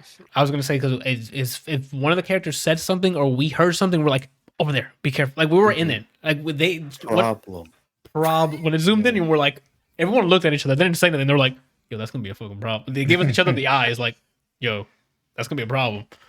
They better wear boots. Yeah, And then you have movies like Interstellar, where the sound, the Blu-ray or not Blu-ray, the IMAX representation is so loud with the rockets taking off that it vibrates the theater, and people on the other end come out to complain that they can't hear the movie. because Nolan's like, we need to feel those thrusters. But what about the dialogue? It's gonna be fine if you just do this. It's fine. Dude, they'll understand it. People watch it with subtitles anyway. He's baiting people to be deaf. Yeah. So wait, what did they say? And then just euphoria. Didn't Brian? Aren't you the one that said that he does that on purpose? He doesn't Yeah. care. Oh, Like, he doesn't care. People question him about it. He's like, that's how I like to do my movies. Wow. Like if you watch that To the point where you have to Dunkirk, like fight to understand the dialogue. yeah. That's Yeah, like this- a a lot of his times movies are mixed that way. Go ahead. when I'm watching Nolan movies, I can't taste anything, so I have to shut that down so I can hear better. Jeez. Allocate all sources to Yeah. hearing. Rerouting to Yeah. ears. Shit, dude. Anyway. Oof. Alrighty. Yeah, so that's Shang-Chi. Kelsey, What's up? tell me what you saw. I didn't see nothing. What the hell? See? So There we go. C. Yes. This is C the is this. Apple TV show, correct? Yes, it is an Got Apple it. TV show. It stars Jason Momoa, and then Dave Down. Bautista comes in. I think it's season 2. Okay. I think it's season 2. I've only seen the first season, so We'll focus on that, I Oh. guess. yeah. Okay. It's some virus. The pandemic happens, Whoa, too close to home right now. All right, let's Right? back it up. and it kills off all but like 2 million people, Oh, and wow. all newborn babies are born blind. What the hell? Yes. So everybody's born blind. Nobody has sight anymore. Um, Oh my god. it's super interesting. Like the story is really cool. Okay. They obviously have to adapt to what the hell's going on Mm-hmm. because they can't see anything anymore. And with only 2 million people, those 2 million they're going to try and get like close together as possible, but there's obviously going to be The in different parts of the outliers. world, different Mhm. groups and that kind of stuff, and everything devolves back to like I'm trying to even think, just like the Middle Ages. Everybody uses like basic things, axes and Okay, that answers one of my sticks questions. and whips and that kind of Bazookas. stuff. Then several. I don't remember if it says how many years have gone by, but I think it's been like several generations. Okay, I think you just answered my second question. I was gonna ask does it take place with like the 2 million that still have their sight, or this is generations where everyone's already blind? Like No, everybody is blind. So Okay, the so it's- basis of it is that it's killed off almost everybody. The few that survived, reproduced. are I think the ones originally still had sight, but everybody now is blind, and they have to Gotcha. adapt new ways. But the crutch of everything is that two twins or a set of twins are born with sight. Okay, Oh, and Blasphemers. it follows those children and them growing up in a world where they can see and nobody else can, but also like still builds a lot on top of the world where a literally everybody can't see. right. But it's many really cool. episodes? The first season I think is 9. Hang on, Hour I can long? tell you. And there's only 2 seasons.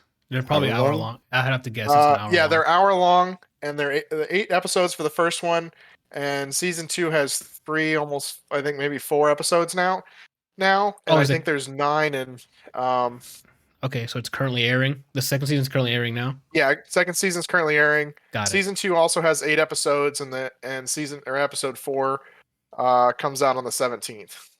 I think I'm sold. That But sounds it's interesting. really cool to like see how they adapt, to like basic things. Like I mean, think about everything you take for granted with being able to see, reading, writing, Yeah, you just navigation, noticing moving things. around, like Right. exploring. Everything you do requires Yeah. sight. Like if you're Yeah, so- exploring, how would they even go about that? If you're going to So- uncharted territory, you're not going to be Yeah. like, Do you Yeah, want me wait, to wait, give like a little bit of? I'm good. I'm So sold. quick question before you give an example. So I'm assuming that there are still wild animals and stuff like that. Yeah. Right. Yeah, there's still bears and there's dogs and Are they you know, blind? I'm not going anywhere. I don't Yeah. know. I don't think so. What? You asked him if there's any wild animals. You said bear. He said, I'm not going anywhere. And I can't see. No, like it's open season. That sounds The cool. movie? So I'm assuming they touch on that, like hunting and like things like that. Sort of. Okay. Like very. so far that I remember, it's been very little with them because it's really been focused on like the different factions and what the state of the world is in, and then the two kids. It really just kind of it mostly focuses around the two kids and then like these two different factions, right? Gotcha. It they do. It's really cool to see what they come up with on how to like adapt. To Just day-to-day like things. yeah, like walking around their own houses and things. Okay. Like if they go outside, it's like a tribal thing now. Where they have huts that are set up, and and they're Okay. really in close proximity, and they have people that are hunters, they have people that are that are, I don't know if they're blacksmiths, I don't remember there being blacksmiths, but like That would be wild. A blind blacksmith? yeah, That would be cool. just like all sorts of stuff.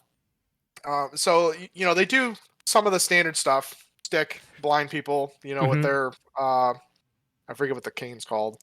But Right. they're But like but they the tap it cane, on the stuff. yeah. But they also have people that walk around with whips and What the hell? like fling it forward. Yeah. And I was thinking like, well, that How does that doesn't work? really make a lot of sense, Yeah.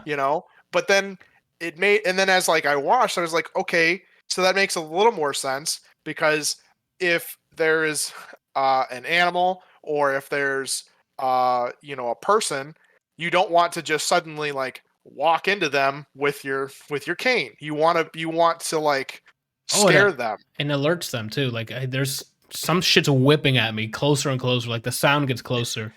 Yes. Gotcha. They definitely use their hearing a lot more, and some people take more advantage of the fact that everybody can't see than others. And they kind Okay. of explain that through in the show. It's incredible. Like, it is a whole new way of thinking about everything. I'm going to assume that the animals aren't blind, because they still use like messenger hawks to do some stuff, Okay. and they That use makes- dogs a lot. One faction uses a lot of dogs, and I'm assuming that they can see and do stuff like normal. Gotcha. So just the humans that were affected from the whatever virus. Yes. Interesting. Okay, I'm sold on this. This is definitely getting added to my backlog. I gotta watch this one, especially it's only 2 Yeah. seasons. So okay. There's a third one. There's a third one already planned. Okay, so they already ordered the third one. That means it's doing I believe gangbusters so. then. I mean, it's listed on IMDb, so So the only way that will not happen is if like this season flops or something. Like it has a, which I can't doubt. imagine it flopping. Yeah. Like So this is just. it's new. I Yes. don't think I've ever seen something like that before. So Oh, and like the fact that it's an hour long, even though it's an hour long, they pack a ton of shit into every episode. I mean, like, just a ton of information. with good pacing, it's I'm never- assuming. Yeah. Do what? Like good pacing, like, oh, this is happening. Yeah. We're done. Next thing, we're Yeah. done. It's not like, oh, they're just kind of dilly-dallying over here or whatever. Basically, everything about the episode is moving story forward, moving information forward. Mhm. Something's happening. Thank gosh. It's not like Rick and Morty, obviously, where they just have episodes where it's like, Random I adventure. could have lived my life without seeing that, and it would have made a difference. Yeah. Is pacing like Castlevania, where like it kind of separates what each episode's the purpose of it, where like the first 3 or 4, if it's a 6 episode season, at least 75% of its world building, and then shit happens, or do they blend it more than Castlevania? It sounds like it's more like Game of Thrones, where there's like a lot of moving parts and like. Yeah, I think it's more. I think I've obviously never seen Game of Thrones, so I can't really say, but it's Okay. very much like Castlevania with a little bit more shit More to kind of going follow. on. Yeah. Yeah, I think it sounds like this is like a blind Game of Thrones, and there's like a lot of moving parts. Like you update on this faction, maybe update on this faction. You'll see some conniving shit about to happen here, so it cuts to like, I'm assuming something like that. Like That's the one question I wanted to ask, since you said that like it's a lot of moving parts, and it seems like it's constantly moving forward. It's not like a lot of fillers and dead space or whatever. My thing is, even though they have that, is it predictable? Like when you're watching it, like is it predictable to see what's going to happen, or is it like refreshing where it's like, wow, I didn't see that coming, or even if you kind of did see it coming, it was it was still like, man, like, you know, some sort of the way it was the way in which it was delivered, it was still like, wow. Well, I think the whole blind thing is kind of new and refreshing. So the first couple of episodes, there's a lot of stuff that you're just like, oh my God, like never would have thought of that, or this is awesome. Like, you know, it's just a whole bunch of stuff being thrown at you. And then later, there are things that happen that you're kind of like, I bet this is going to happen. Or, you know, something that like, they start kind of rolling with something and you're going, no, are they really going to do this? Like, is this what's really going to happen? And then it, you know, sometimes it happens, sometimes it doesn't. It is quite refreshing. You know, I don't think that you could like guess a lot of the stuff, but the way it plays out, I mean, if I went back and watched it, you could kind of see the progression going on. But yeah. No, I think I'm I think I'm sold. I'm sold on it. So it's amazing. Like, it is definitely worth at least a watch. Especially since there's not that much to like invest in. It's a season with 9 hours. Like, it's a regular show. They're not that far into it yet. Like, if you were like, I can't tell you to go watch Game of Thrones now, right? Like, that's 8 seasons, and I hated like the last 2 of them. So like, I can't, in all goodness, tell you to go watch Game of Thrones. But this is early, you know. You can get into it, and then you can keep following the seasons. And I'm assuming the performances are good. Momoa does great. Yeah, that was one of the things I wanted to tell you. They do such an amazing job.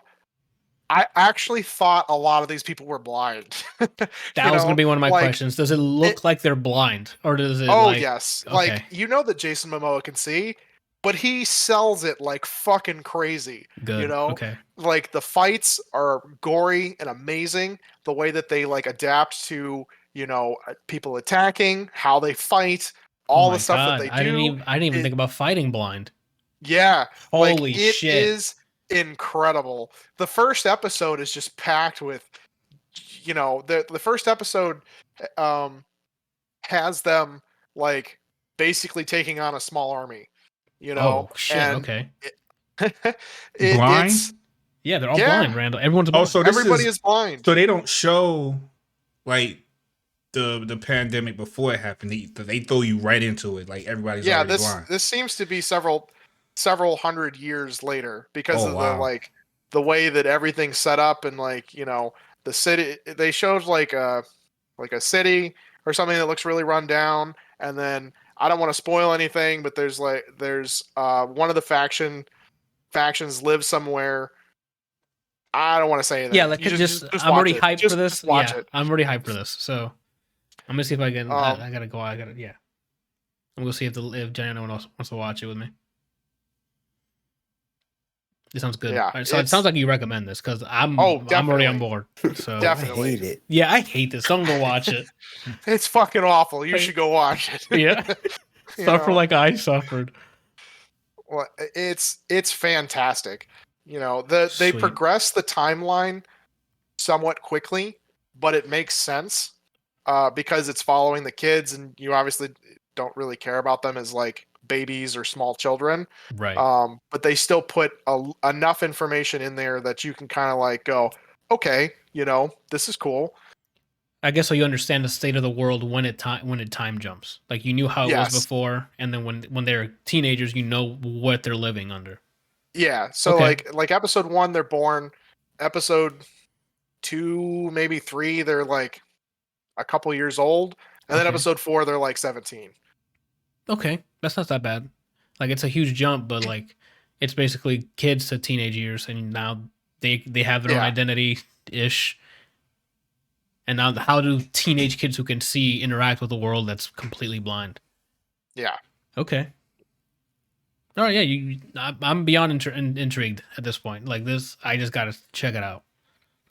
Yeah, Dope. it is fantastic. Like I kept seeing season 2, being premiering on Reddit and whatever, and I was like, what is this? And I looked it up and I was like, oh man, it's got Jason Momoa and Dave Bautista in it. I gotta fucking see this. Check this out. Mhm. And the first season doesn't have Momoa or Bautista in it that I remember. So he's probably new for this season or for the second season. Sorry. Yeah. So, but all of the characters do a fantastic job selling The their blindness. mindset, the Mhm. blindness, everything. Like it's just amazing. Cool. All right.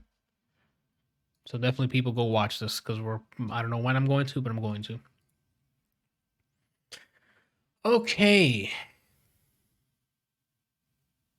I guess before we do the music minute here real quick, Randall, I'm curious to see how the next Mortal Kombat movie did. I thought I talked about this. No, you wrote. Remember, we skipped a week. You wrote it for last week. Yeah, it was good. It was Oh, thank goodness! I thought was hoping it wasn't like a one, like a the Scorpion one was good, and then this one shot the bed or something. Whoever's behind them, behind the animated series is so far, man, they're doing good things over there. Nice. What's this one about? Tournament, but the first one, or is it retelling the first tournament, or is it another Mortal Kombat thing? That's kind of hard for me to remember. I don't think this was like the first tournament. The first tournament is the first movie. Okay, so then it's not. Okay, so then this is so, but in this one, it would be a spoiler if I told you. So I'm not. Then don't, because I want to go. I want to see but the characters they bring into this one. that has never happened in the history of Mortal Kombat, which shocked me. Like Raiden's pause, pregnant. rewind, shock, or you were just like, "Damn, that's crazy," and kept watching. Raiden's I know- pregnant. Like pause. Pause, yeah, because I know you. You like if something crazy happens and it's that level of crazy, you pause your movie. Raiden's Yeah. pregnant. What? What did you say? It's yours, Raiden's pregnant. Oh, okay. and it's yours. I knew it when he looked at me that way, and he was set. Game, set, match. It's that damn smile. Yeah. So without spoiling anything, that's pretty much what the movie's about. Is the tournament. It continues after Scorpion's Revenge. Nice. Do we get a lot of new characters added from the roster, or is the same ones as the Scorpion's Revenge? So Liu Kang's in there. Okay. The What about Ryu? Sub-Zero. We get New. What else? Sea Viper. Striker was in there. Oh, really? Yeah. With the guns? Yeah, he had guns. Okay. He always has guns. He's a cop. But I don't know if they're gonna add it in the show. Like I don't know. But he was like, it was funny how he reacted to everything because he doesn't know anything. He's a about regular it. cop, yeah. So when he saw this like craziness, he's like he was thrown. Like he had no idea what was going on, and he was just freaking out. He was just calling Jesus on the hotline. So I'm assuming we get pre-accident Cabal too then? No. Well, maybe. Was he in it? I'm trying to remember. I don't know. I don't think he was. Okay. I'm just trying to remember like certain points without spoiling anything. What else? I mean, that's the whole story. Is like it's the tournament, and again, the thing that makes this tournament different than what you usually see. I can't tell you why. That's fine. So they actually did change it up a bit. Yeah, in a huge way. Okay. I'm gonna check this out. To my knowledge, I've never seen this happen before. Okay. And I was like, wow. They went there. Yeah. Liu Kang has a gun. All right, Brian. Liu Kang has a what? A gun. Oh. There's a part in the movie that happens with Liu Kang, and I must say I was like super hyped. I've never seen Liu Kang go this ham. That's my next question. Is going ham like is the animation The improved since the fights first are one? ridiculous. Okay. Yeah, the fights are ridiculous. Like they're brutal, really brutal. Like to the point where like, Did you look away? Like, was there any fatalities or anything that you were like, Yeah, I can't yeah. watch this? yeah, Oh, okay. there was some stuff where I looked away. I was like, I'm not listening. That means there's a spine involved. Someone's spine got ripped the fuck out. You don't have to confirm or deny that. Just what wink else? I don't think there's anything else I can mention, man. at me. Okay. But you recommend it. It sounds like you had a good time with it. Yeah, I think you should definitely check it out, especially if you've seen Scorpion Revenge. Yeah. It's more of the same. Okay, good. Because I enjoyed Scorpion's Revenge. I don't know a ton about Cabal's backstory. Uh-huh. I didn't realize that he was an NYPD officer next to Curtis Stryker, or is like partnered with Curtis Stryker. It was a cop, and I don't remember what happened, but he got burned aggressively, and he gets taken by Kano and put into his Darth Vader outfit, and he's told something wrong in order to make him make him part of the Black Dragon. Yeah, it says in the thing here, it says before his disfigurement by Kentaro's flames, he was an NYPD officer alongside Curtis Stryker. They both joined the Earthworm Warriors in the struggle against Shao Kahn, but are killed by a resurrected Sindel. That's in 9. That's MK9. Okay. Yeah. But yeah, it does say there was something else in here about how he was like part of the Black Dragon, and he like survives an attack from Shao Kahn, or Shao Kahn's extermination squads, and then gains his outfit now. And then in an alternate thing, he was like part of the good team, and then Kano supposedly saves him and puts the respirator mask on him, and then he joins the Black Dragons then. Interesting. Cabal. Yeah, and then in Mortal Kombat 11, the Revenant Cabal serves Liu Kang and Katana, who by that point had become Emperor and Empress of the Netherrealm. That's dope. Imagine if we got a cool ass movie with this amount of attention to detail in the lore. No, let's put in Melina. Let's put in Melina and not tell anyone why or who she is. Didn't they only mention her name like once? I don't think they even named her Melina. In the live action, Yeah. She's Melina, but anything related to her story, non-existent. No Shao Kahn, no Kitana, no Shang Tsung. But Melina's here. I'm pretty sure they mentioned her name once, and that was like when they're meeting right before the whole big attack. Yeah, when they had the force field, I think, in front of it. Yeah, and that was it. And like, I didn't even recognize it when I saw. I didn't even like notice. Like, I kind of assumed who she was, but I don't remember them saying that until someone mentioned it. Here's the thing with me in Mortal Kombat, the type of feeling that it's left in me whenever I see it. Like when you watch other tournament based movies or cartoons or whatever, it's like, okay, it's a martial arts movie or it's a martial arts tournament, and everybody has like their different fighting styles and then they fight or whatever. But it's like whenever I see a Mortal Kombat tournament or a Mortal Kombat fight, I'm like, this junk ain't fair, man. Like, you're a cop. Oh, yeah.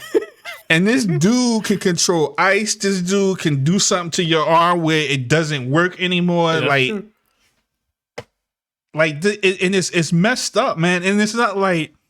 Yeah, but I think you're forgetting one major point. It's not like when you fight... Guns. It's not like when you fight, which is irrelevant against somebody who has powers. That's true, because he could freeze the rounds in midair.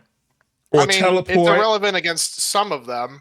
A good majority of them, a bullet to the face is going to take them out. Like Liu Kang. I think a bullet will take out Liu Kang. All I'm saying is Cassie Cage gets pretty far with guns. She even beats Shinnok.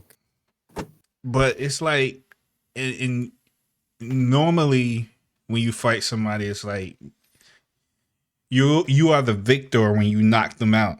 or the person like says they you can clearly see that they've had enough. Yeah, they concede in some way. In Mortal Kombat, the only way to fight is over if someone is dead. Yeah, that's what And Mortal Kombat is. Because the more you fight for your mortality. And right? it's not like if you challenge in Mortal Kombat. If you don't, then it's just regular fight.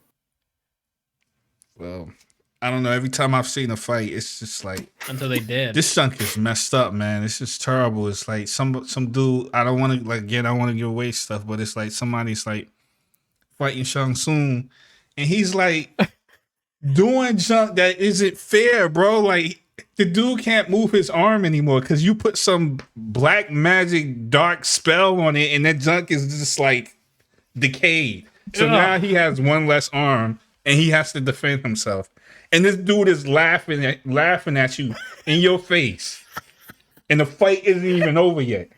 But your spirit is broken. Yeah. With that attitude. Is more like it. And that's also an attitude thing. Because if my arm was decaying and I'm in Mortal Kombat, like I should know what that means, right? You should know what means. If we're fighting for our lives, right? Like he knew that before.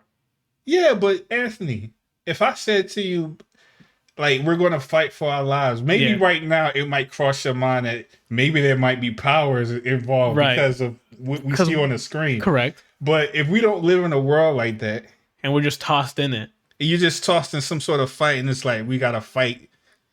Maybe they won't even mention to the death. It's just like you just know that there's a tournament and you have to win. Right. You have to clearly be the winner or whatever to advance. Correct. And it's like you see Jokers shooting fireballs and teleporting and transforming into junk and like turning people's bodies inside out. You're like, I'm walking the I fuck didn't out of sign it. up for this, man. Yeah, I'm walking the fuck out. I'm like, nope, I'm good. I don't got a gun on me. And the whole time you're like, could you imagine like you're like trying to build your confidence up? Like you're building your confidence up based on the fact that you're fighting another human being who has the same amount of limbs that you have and everything. So you're just like, I just need to keep my guard up, stay on point, and don't let him in past the defense. I've watched UFC. I know what I'm doing. Comes up out of the ground. All of that is thrown out the window. Yeah. I mean, Scorpion can teleport. Yeah. So once you see that teleportation, at that point you should just shake his hand. Well, don't give him your hand. He might rip it off. When he teleports, just down 2. Okay, Brian. That's wild. I mean, it sounds like it. Okay, I'll have to watch it because I enjoyed the Scorpion one. It's just that when you watch this movie, that as you can tell the way I'm explaining it, that has resonated in my brain because as I'm watching this is what I'm thinking about, and they did a good job. I guess they did a good job at like depicting like these are how messed up these fights are. Man. Yeah, because I mean, granted, you have some people who also have powers, so then you have people who has powers fighting against each other that have powers. But then you have some guy who's just like, I'm a cop. Like, the law's my power. Yeah. And he probably thinks that I fought thousands of thugs. I got this. Yeah. And a dragon appears. Yeah. It's like, what? My cups don't work on that. Oh my God. And it's not like they give you some sort of like. There's no introductory. What is it called? There's no debrief or what is it called? Like when you go on a vacation and you have like it's a thing that explains everything that you're gonna do.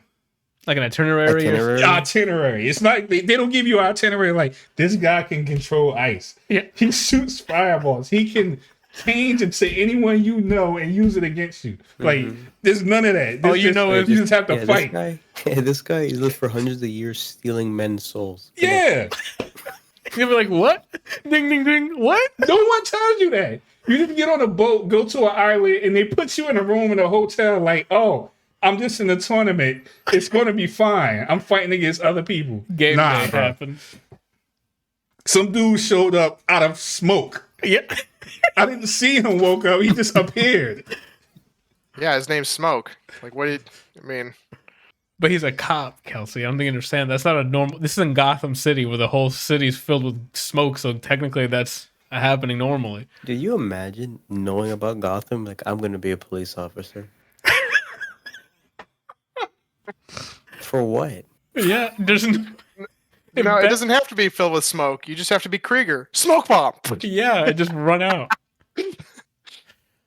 My God. Yeah, I'm gonna grow up to be a Gotham City police detective. Yeah, I'm gonna change this city as a shark man approaches you. Yeah.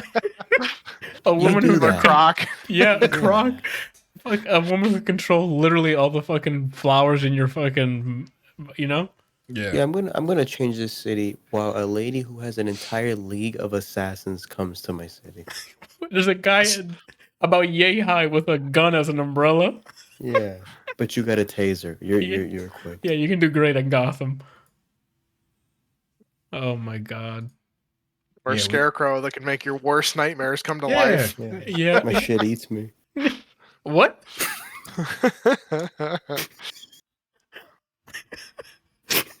like right as you push it out?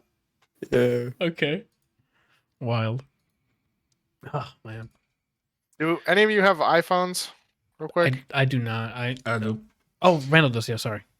So apparently, so the New York Times posted something on Twitter. Apple issued an emergency update to fix a flaw that allows highly invasive spyware to affect anyone's iPhone, Apple Watch, or Mac computer without so much as a click. So if you have an iPhone Update or that Apple shit. Watch or a Mac computer, you should probably update. You might as well do that now then. Check to see if it's rolled out to yours. It is. I'm downloading mine now. Okay. It's 14.8. Make sure you have enough battery as well, Randall. Last thing you use that shit just dying on you mid.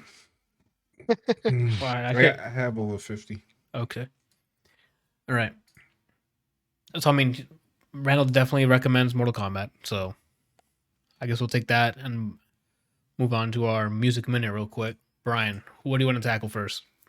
What do you want to tackle first? I kind of just want to quickly get through Drake's because that's basically what that is let's get quickly through it and you know. Mm-hmm. Okay. So Drake, following week after Kanye's released his album called Certified Lover Boy. I kind of had the same feeling I had with listening to Kanye's, where I like a handful of tracks. I'm like, okay, I can dig this for a bit, and well, the rest was just like, okay, like he hit us with more quantity, I guess, instead of quality. Same with, in my opinion, what Kanye did. They both came out with a bunch of tracks with one or like 2 or 3 gems that I really liked, and I'm like, okay, I'm sticking with these. I dug these, and then the rest were just either mediocre or just really not enticing, right? Like it was like, okay, wasn't saying anything that he either hasn't said before, or he wasn't saying it in an entertaining manner. That's something that Drake can do, is make a hype song, make you want to sing it because he's saying it in a funny way, or he's got a funny like a line in there, like what is it? The Bill so big I call him Williams. Mm-hmm. What's the line from? So big, call Williams for real. Yeah, like from that track, like there's some stuff that you just want to sing because it's just silly, outlandish, but it makes sense. There wasn't a lot of that here. I kind of got the. I listened to Take Care and I didn't really care for that back in the day. This felt like, yeah, and this kind of felt like a sequel to that for some reason, where I had 1 or 2 tracks I liked, and then the rest was like, I can leave it. It wasn't like, oh, I gotta skip this song, but it was all right. I don't know. How are you feeling after listening? How many times did you listen to it? Once. I give it a 2. I give it 2 listens, and I actually unhearted one after the second one because I'm like, why did I like this? Heart? Say again. How many did you heart? 2. I had 3 the first listen, and now I have I think 2. Okay, I have 1. Oof, Knife Party. No. Oh, I thought you were gonna. Because that song is a great offense. Let me tell you why. Go for it. Pat, Treasure, right? Yes. 21 Savage, Treasure. Correct. Song starts, Project Pack sample. I'm like, wherever this is taking me, finally. Yes. Finally I get to heart another song. Yep. 21 Savage comes on. Why haven't we gotten this fucking type of song before? Mm-hmm. Goes off in his verse. Then Drake Drake starts comes talking. in. Yep. What? And then 21 Savage's chorus, I was like, this part's weak, and it just went downhill. I'm like, Yep. and that's my summary of this album. Even the songs that like are his ballpark, where Drake, you practice this combo, you land it all the time. Mediocre. Yep. That's my. The only song I liked was Yellow's let's see. Heartbreak. What? You didn't like Fair Trade or Friends in the Industry? Those are my 2. Which one was Fair Trade again? Whereas I'm losing friends for peace. That sounds like a fair trade to me. Oh no. No, damn. Okay. The Remorse could have had me because he's made this song on every album. Yep. Still, I was like, he fell flat. This album feels like a musical version of a midlife crisis. And on top of that, this album, along with Drake or with Donda, Kanye's. Yeah. is mirroring the gaming industry, where the AAAs are letting me down and the indies are rising. Yep. That's my summary of the year so far. I'm right there with you on that. A lot of songs on here had potential, and then he found a way to make me lose interest. Two things that I find offensive. All right. So first song, Champagne Poetry. Any song that samples vocals, it should never be louder than the actual artist, or make it so it's hard to hear them. That song, along with most of this album, the mix was not Bopping. optimized for a commercial. Nope. This is Drake's new album? Yeah. This is Drake's new album. The other thing that was offensive, but then I was told this is the song that he sampled also has this issue. That's not an excuse, though. In my book, anyway. It had Future in it. Is it In Too Deep? Samples. Is it Bun B? The guitar at the beginning. Whoever cut that guitar sampled it originally in the Bun B song. Did not cut it correctly, so you can hear the cut points, and no one thought, "Hey, this is wrong." Yeah, I have to go back. Sorry, there was one song I skipped. You just said Future. Way Too Sexy. I cannot get through that song. Oh, so I cannot get through that song. On top of that, like I've said before, usually first time listening, unless the song is not for me immediately, I listen through. Almost every song I didn't get to the end. Oh wow. No, for me it was just Way Too Sexy. I could not. I think like halfway through it, I'm like, yo, shut up. Next. It's crazy that the singles he put out this year or on other people's songs were better. I found was more Drake than a Drake album. Popstar on DJ Khaled's track. That's like the Popstar, and then his little EP put out. Yes, Wants and Needs, and What's Next? And then the Lemon Pepper Freestyle. And also the one that he's with Smiley. I don't like that song. He did well. That's what I'm saying. I said he did well in that. Let me ask you guys a question. Go for it. Do you think that the pandemic affects someone's content when they make an album? It might. Probably. Because it can. And I'm just thinking in terms of like, because of the fact that they're not out and about doing things that they normally do in their life, you don't get a chance to experience the things that would inspire them to make something. Stories. Yeah. I can see that. Because I mean, like Adele wouldn't have made that masterpiece without going through what she went through, right? Like, I would say that, and with artists that are more collaborative when they're creating things, being like shut out from people can also kind of like you have less ears for feedback. So it definitely can. Do you think that's what made maybe, album? but maybe not, because he's a celebrity that I'm sure got around even during the pandemic, just like The Weeknd. Like even during the pandemic, The Weeknd wasn't just at home the entire time, right? Granted, Drake literally flew out a lady and her husband or fiance, and then banged the guy's fiance, and then they broke up. What? So then, like, yeah, like that to me. Why would he do that? I don't know, Randall. You asked me. I don't have the answers to that. Because he's a certified lover boy. I guess. That's grimy. Yeah.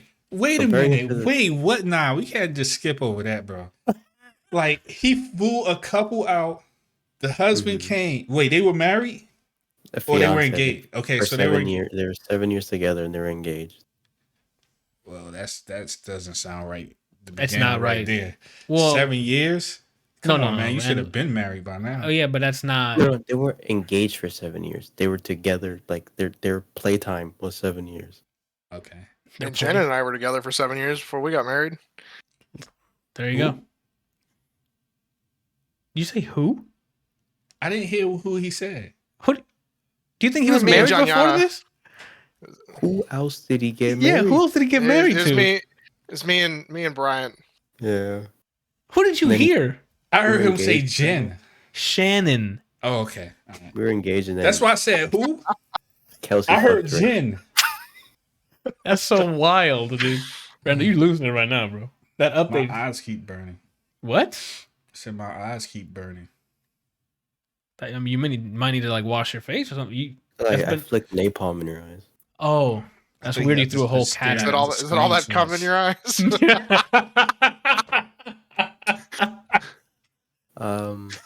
Jeez, to, man. to wrap up on this, I can't say it's ass. Me neither. I can only say it's just not for me. It just didn't grip me. It's for me. Like Yeah. this is the thing that happened to me when I listened to Take Care, where like Marvin's Room was good and like another song, and then I couldn't move. That's it. There's two, not including his So Far Gone, the mixtape, just albums alone. There's two albums I can say I liked by Drake overall, which And is one of 'em- Views and okay. Thank Me Later. I was about to say it better be Views because that hits you with so many guanja bompas you don't know what to do. Besides that, I don't see Drake as an album artist. Like a lot of his albums are just playlists that he puts in and just pop factory music. And then he has this. Usually, if you see him name a song, a time and a location, it always slaps. 7 a.m. on Bridal Path, Slaps. deterred from it. What do you mean slap? I only liked one song. Oh, okay. I I think you said two. Yeah. My bad. I expected more from him. But it's just this isn't for me. I know people that like say, "Yo, this album of the year" and things like that. So hmm I'm glad that people enjoyed this, but it's just not for me. Yeah, I'm with you on that. I had again the first listen, 3 tracks I liked, and then the second listen, I'm like, I'm sticking to 2. It's The one that crazy, too, dropped, because- Brian, was the Girls Want Girls, I think it was called. Oh, Because I'm like, oh, he sounded like he was having fun with it. So I'm like, oh, I'm in it. And then the second time I heard it, I'm like, I'm done with it. another song that could have gotten a heart, and then they just decided let's put half the song a skit. Poppy's Home. Yeah. So many of them, I was like, okay, and then he's like, no, watch this. He like, yeah. I don't have nothing else but that to say. Some of them came close, and then something. It's just the details, the final touches on it. I don't want to get people hyped. Remember, did you hear the preview for The Weeknd's next song? No, Oh, okay. Garbage. What? It's not enough to say either way. It's called Moth in the Flame, I think, because that's the only thing you hear, and it sounds. I mean, I think he's just doing a straight disco album, like with Take My Breath. So we'll see what happens, but let's move on, Brian, to what I thought was a very surprising listen for myself, because the only exposure I had to Baby Keem was the tracks you sent me, which is Bitch Shut the Fuck Up and Do Rag Activity. So I'm like, I'm in for the craziest fucking ride of my life. Surprisingly, this guy has range in a way where I'm like, holy shit. Verbal, like, first of all, instrumentally, he likes different types. I thought it was just gonna be like do rag, like that type of instrumental, like it's just straight turned up stuff. Or go ahead. prior to like his first album, his music is like so it's like it's not even like It's not a what am I genre. trying to say? He combines it has like punky kind of rebel feel, but it's not mumble rap too. So it's just like new age rap meets like rebellious punk rock kind of combined, I can and see anything in between. So like with this album, to me, he's Kendrick mixed with Playboy Cardi.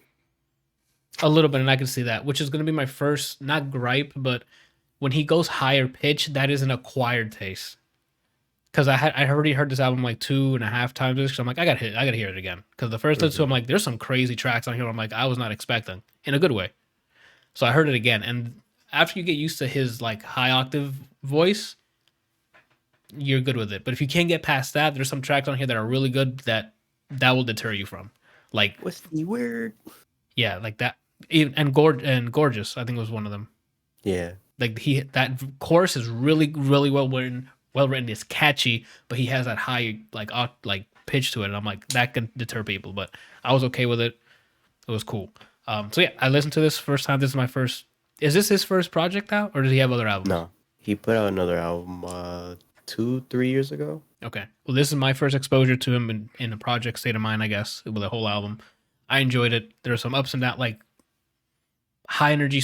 There's some high energy tracks on there, like Family Ties with Kendrick. There's another Kendrick track on there that he's in. I forgot what it was called. Range Brothers. Yeah, Range Top of Brothers. the morning. Top of the morning. Top of the Top of moment. the That's morning. been all over TikTok now, and it's people just top.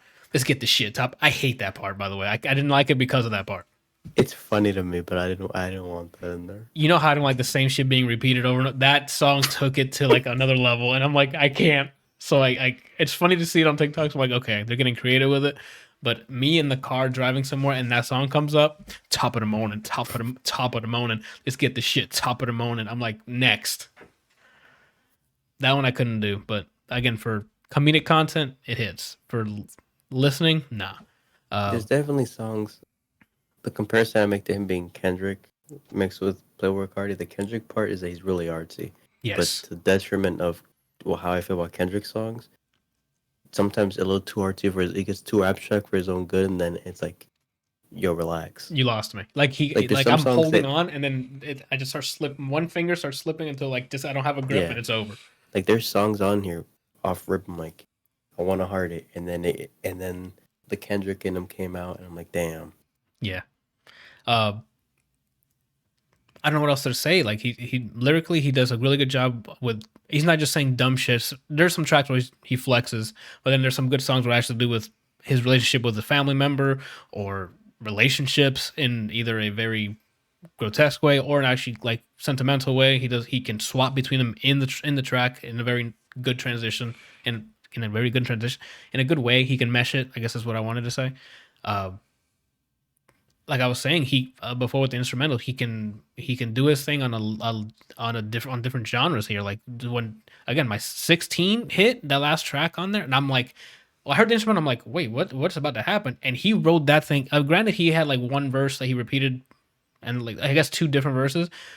But bro, I'm coasting through the whole thing. I'm like, this is only 2 minutes, 2.5 minutes. I have that on loop. I'm like, great track. But again, that's another track that he's singing ish, so he has that high octane. So if you can't get over that, you're missing out on a track. But if you can be okay with it and just sing along with him, that track is solid. Same with Gorgeous and I think it's Issues. Issues is my shit. Dude. Yeah, Issues is really well produced. So he wrote, performed it obviously, and he also produced that song. Performed it obviously. he produced the instrumental for that too. Apparently. Okay, that's what I was singing before the podcast. I just kept singing that song. Oh, okay. I Well, watched hats the off to video, him. and I mean, I guess it's related to it. Whoever he gets, I don't know how much say he has in the direction of art the music direction of his video. videos.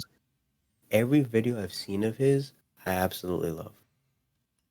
The Family Ties, I love it. The fucking dance punch thing, and then it transitions between when he transitions between that overhead look into the sideways silhouette. I'm like, oh, okay, and then he comes back and goes through it, and I'm like, come on. It's small things like that was really cool. I haven't seen Issues yet, so I have to check it out. Issues is definitely just something you can look at, but it's just nice. The Orange Soda video there's pretty ladies in there, and it's just weird parts in it, but it's just cool to watch. It's pretty ladies in there. There's pretty ladies in there. Other than the video I saw, there's one And Durag, like Durags was really cool Drag too. Activity, fun to watch. I forget the name of the song, but there's a song. The whole video is him not moving his mouth, staring at the camera, and the girl he's with is rapping. And then he cuts the other scene, and it's a different girl rapping while he's just going. That sounds about right. That's cool. And he's only 20.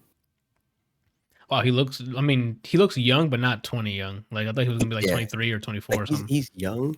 He's this creative. He's very talented. He clearly has a great eye for art, both like through audio means and visual. I don't know why. I just feel a sense of pride for him, seeing him succeed like this. Well, because you also heard him before he got as popular as he is now, because he didn't have a Kendrick feature before on 2 tracks, right? No. Like he's getting in the eyes of the mainstream, and he's doing really well in it. So This album compared to this other one, I think this blows the other one out of the water. The other one, it had the singles were the highlights, and then the rest of it's like, okay. gotcha. Okay. Because I was gonna ask you if I should go back, because this is the first time I've heard an actual album, and I'm like, oh, this was enjoyable. I mean, I would go back. the singles that came out between albums, he didn't put on here too. So like No Sense. That one song I told you about where the video he just looks at the camera. Uh-huh. Yeah, a lot of his singles he just says fuck it and doesn't even put it in the album. I'm okay with So that. there's stuff in between that you can listen to as well. Cool. I mean, I had my top. I had more than 3 hearted. So, but my top 3, I have them numbered. 1 is 16, 2 is Family Ties, and 3 is Do-Rag. And Brian, I gotta ask you the question. Before this album came out, you were like, Do-Rag Activity is my number 1. I don't think that's the case anymore, bro. You think this Do-Rag is still your number 1 track? That's honestly the question of the year. Because there's a track on here that are easily will not go past top 3 of the year for me. That's the anthem song. This was my Nice for What, where it does not leave a certain area. Okay. But this album had slappies, bro. Yep. So like, there's 16 songs, and I hearted 1, 2, 3, 4, 5, 6, 7, 8 of them, half the album. Okay, well you hearted more than I did. I think I had like 5 or 6. If I had to make a top 3 in order, mm-hmm. Let me see. It's debatable that it doesn't even make top 3. Maybe there's 4 songs, and I don't know the order yet. Probably Issues 16. Yep. You know. Issues, Scars, 16, Do-Rag Activity. Oof. I don't know the order yet. I think right now, Gun to My Glue. I think Issues is my favorite. Oh, okay. Issues was also a really good track. That's a lie. Hearing it, Instrumental. Just from the production alone, it gives me 808s and Heartbreaker, my Beautiful Dark Twisted Fantasy Kanye. Mm-hmm. You listen to the drums the way it is, and then his vocals gives me fucking 808s and Heartbreak on it. It's a gorgeous song, dude. The video looks cool. I don't know. You fucks with it It's heavy. music like this after being let down by the person who basically got me into music, Mr. West, and then Drake, Mm-hmm. and then hearing young people are like, he's not really indie, but compared to them, he's dwarfed by their success. Right. Hearing things like this is just like, that's what we live for. It's heartwarming. Yeah, it's just like, get him, dude. In the video for first order of business, which is another song I liked, he does like an interview while within the video, and then shows like real life stuff. And one of the questions is, what was the first thing you spent your millions on? And he said, I bought my grandma a house. At the end of the video, it shows him actually taking her there and her reaction. Oh, that's cool. Awesome. That's good. Good on him. Yeah, I mean, I highly recommend this and this. Yeah, I recommend listening to this. The only thing that may deter people again is just he has a very unique voice when he's a high octane, and it might be annoying. I can see it being a complete like, oh no, he's too whiny or whatever. It lends in a good way to the track. Family Ties, when him and Kendrick are going bar for bar swapping, that energy is there and that voice is there, and it hits. I like it. It's real, yeah. And did it again. Like that is, I'm in the car just, yo, I swear someone cut me off right now. Like, yeah. Oh, shit. Ho, when he said ho at the last part, I'm like, yo, someone look him in the eye so I can start a fight. I want to poke him on this.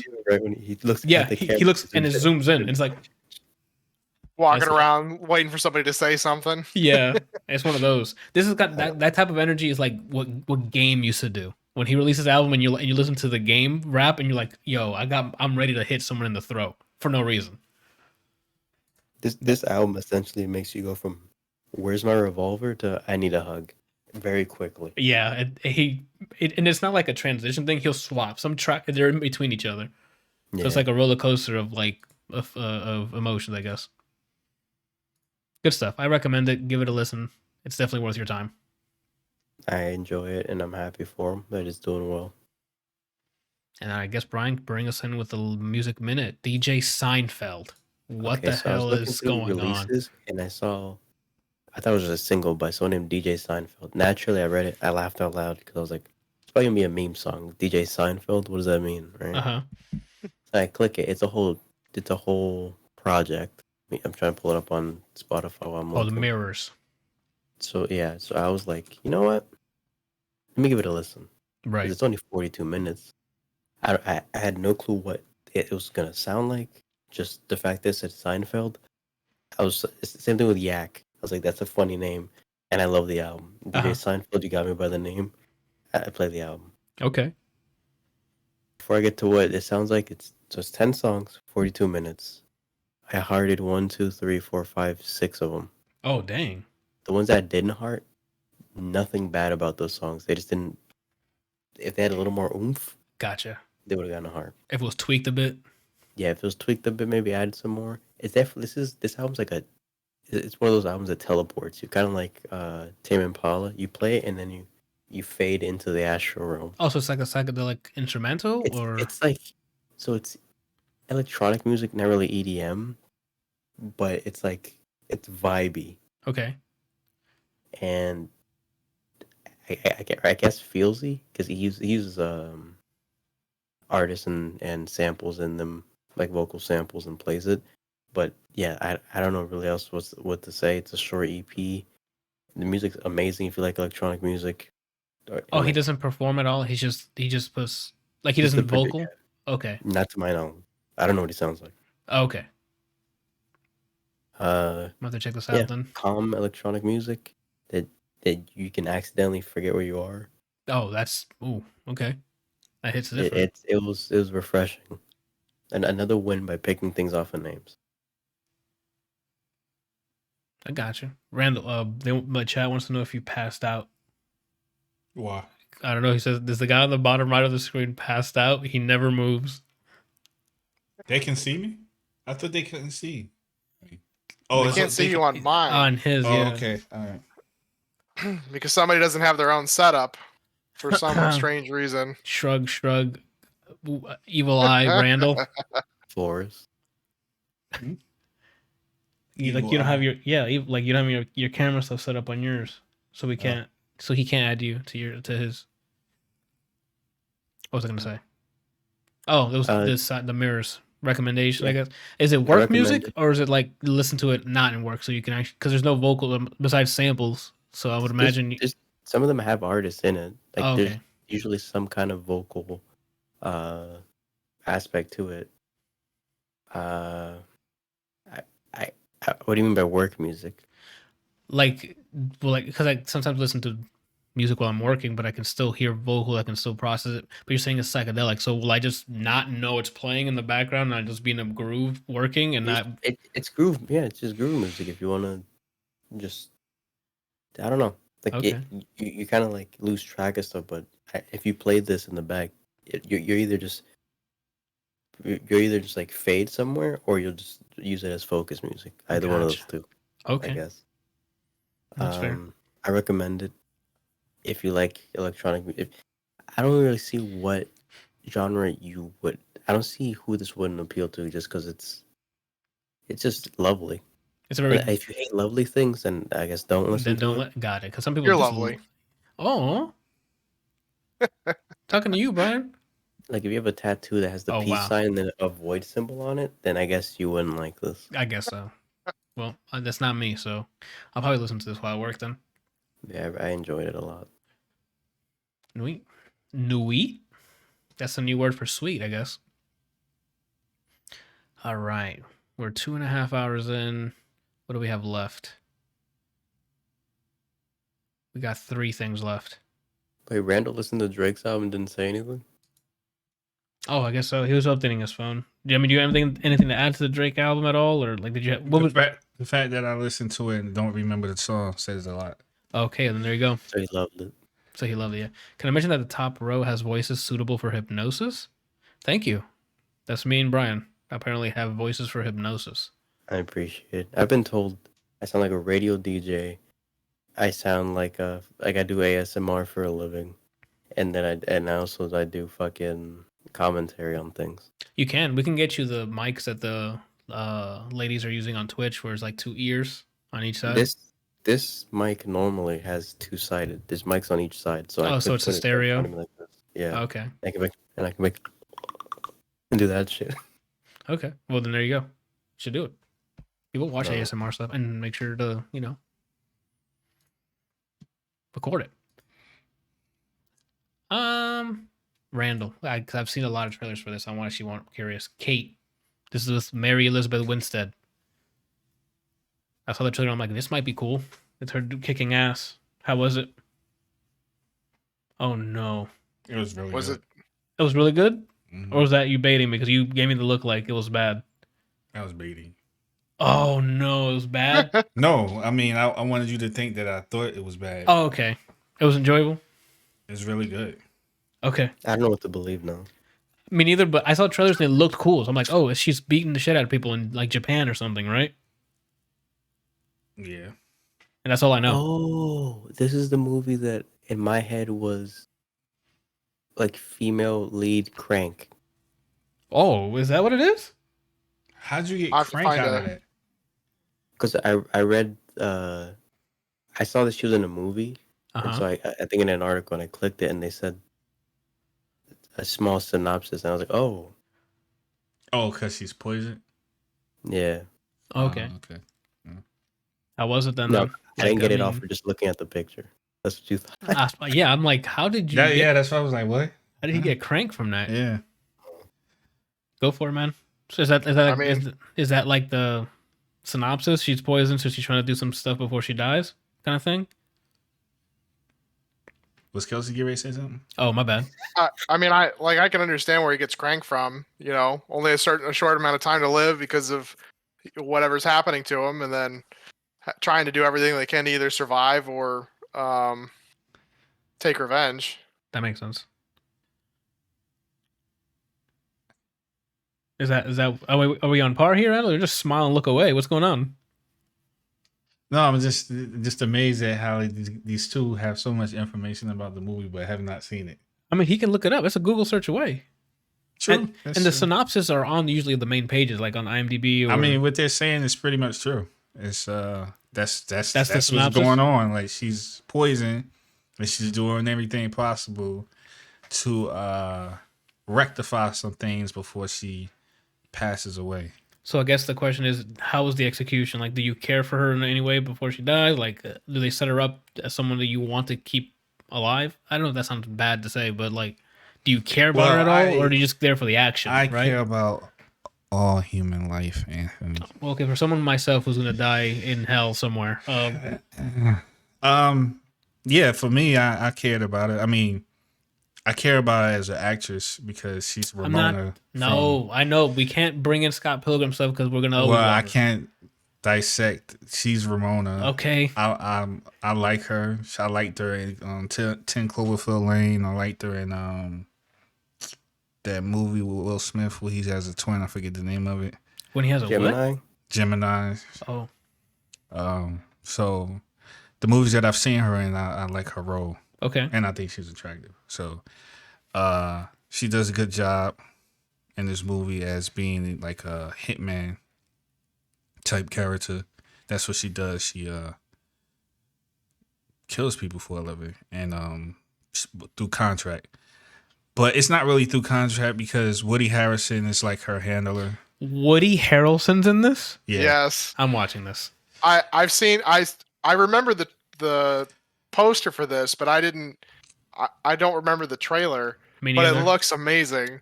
I saw like a clip on Instagram, and I'm like, oh, I'm skipping because I didn't want to spoil it because I saw you had it on there, so I'm like, I'm just gonna ask you what's about. Apparently, it's on Netflix if you have Netflix. Wink. I sure do. Yeah, like everything is to me. This is my opinion. I think Yes, everything that's was what good, was. man. It's How was the action sequence? the Was action it- is what well, I mean, we have a meter, Randall. Is it John Wick level? The game of the year. Is it game? Oh, that's even a better question.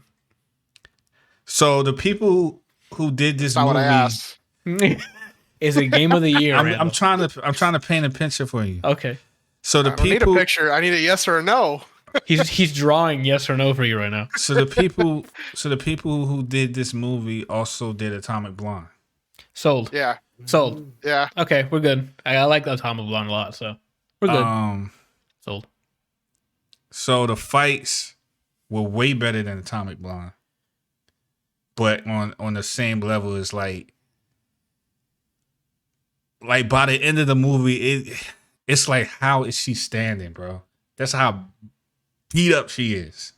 Is it like gory at all? Like Yo. next swipes Okay. and stuff, or So you We're remember talking like the boys gory, or are we talking like you remember Logan? yes. You remember the dude that got it in the hotel when Xavier was having like his mind panic attack thing? Yeah. And he stuck the claws through the dude's face from the chin up. Yeah. She does that with a knife, and they show that junk. Oh, nice. I mean, they've That done is it before, awesome. so okay. Like, I'll have to I'm watch this surprised you right didn't after we hear get me off. because I think it was yesterday when I watched it. I was like, oh my God. Oh. The junk was crazy. She was bodying people left and right, bro. Cool. And like, Cool. it was crazy. So the fight, whoever did fight choreography did a good job. I mean, it's not martial arts, but it's like Brawling. CQC. Yeah. It's not brawling because she's trained, so it's controlled. Okay. But it's more CQC based. But it's not just with guns; it's with knives, and she also like it's like John Wick on a aspect that like she can use other things. Like she like take people out with chopsticks, and like it's the brutal, hell? bro. Okay. It's brutal. With a fucking pencil. Yes. Okay. Like I could hear them like telling stories about her. Cool. Okay. Yes, but can they take him out with a teacup? It's not. Is it a teacup? Fuck. What was it? It was a pencil. You talking about John Wick? No. And Riddick, where he takes him out with the cup. I think it was a regular Slams cup. it. Yeah, it's just a regular cup. I think so, but I have. It's been a long time since I've seen it. Yeah. The chat says, "Let's talk about the movie we all really wanted to discuss." He'll start off Once Upon a Time in Hollywood. One of Quentin's best, or just mediocre for him? Mediocre for him, in my opinion. I enjoyed Once Upon a Time in Hollywood. I mean, we saw it, and I thought it was fine. I don't remember that movie. Then it's not one of Quentin's best, because it's definitely. Once Upon a Time is that what Leonardo DiCaprio? And Brad Pitt. Brad Pitt was like stuntman. Oh, where he allegedly beat Bruce Lee in a fight? Yeah. Come on, man. No. I mean, the movie was good, but it was fine, but it's not Quentin's best. That's what he was asking. It's not. Nah, it's not even remotely close. In my opinion. All right, back to Kate. Sorry. It sounds like it's a fun action movie. Yeah, it is. So it's old, and it's by same people who did Atomic Blonde. Come on. Yeah. It's crazy. It's pretty hardcore, man. I feel you. It's like it's situation after situation after situation. It's like that's what I was going to ask you then. What's the pacing like? Is there downtime? It's chaotic, bro. It's like Sounds like Crank. It's not like it's not chaotic like Crank, but it's similar in the sense where it's like once it starts, it just keeps going into the end of the movie. Okay, cool. So does anyone's nipple get cut off? No. I But don't somebody's know, like- head does get cut off. Does their face get And they show ripped it. open like in The Boys? Ooh. That's too much. I'm out, man. Can't wait for the boys to come back on. Yeah. Adam finally started watching that. He was He messaged hadn't me. watched it? I thought he No, watched he it. hadn't watched it. I kept telling him to do it, but then he watched Invincible instead. And he messaged me. He was like, "Dude, started watching The Boys. Holy fuck, is it gory?" Yeah, they're not doing this whole Disney Marvel stuff where it's like, off-screen deaths. No, they'll explode them in front of your face. Come on. Anyway, come on. Chat said Pulp Fiction, the same one as everyone else picks. I don't even know if I'll even pick Pulp Fiction as my favorite Quentin movie. I like Pulp Fiction. Yeah, I like Pulp Fiction a lot. It's been a while since I've seen it. My favorite Quentin. I gotta look up all of his movies. I like The Hateful Eight a lot. It's between Hateful Eight and he did Inglourious Bastards too, right? Or am I thinking of someone? Did he do Inglourious? I think he did Inglourious. He did Reservoir Dogs too. Oh, Reservoir Dogs was really good. He's got a lot of great movies under his belt. So, I mean, depends. He did Kill I don't Bill know that as I've well, seen right? Hateful Eight. Mm-hmm. I feel it's good. The only complaint is after the big plot twist, it kind of dies down. It kind of, yeah. Didn't he do Desperado? That was Rihanna. All right, Brian. with Antonio Banderas. I can look it up That real was quick. a wild accent. Yeah, that was really wild. I don't see Desperado in his list. No, that was Robert Rodriguez. Oh, okay. Are we talking writer or are we talking director? Directing. Did he do Death Proof? He did. Yeah, Yes. he did that. Remember he did that's the one you showed me, Death Proof, and the other one. It was like a 2-showing movie. Escape from something. I forget what it's called. Death Proof or Tarkov. something else. How can I accept anyone's movie review if your favorite Tarantino movie isn't Pulp Fiction? You can have to accept it. Like, we're all different. I don't know. I'm sure there's a majority of movie reviewers who like that, and some people don't. What's the newest Like, movie I like he's done? the newest one. Once Upon a Time in Hollywood. Again, Pulp Fiction isn't bad. I love Pulp Fiction. Is it the one that I'm gonna go rewatch? Probably not. He did Sin City Planet as well, Terror. right? Thank He you. did That was Sin the other City, one. yeah. And he Sin did Sin City's City. up there.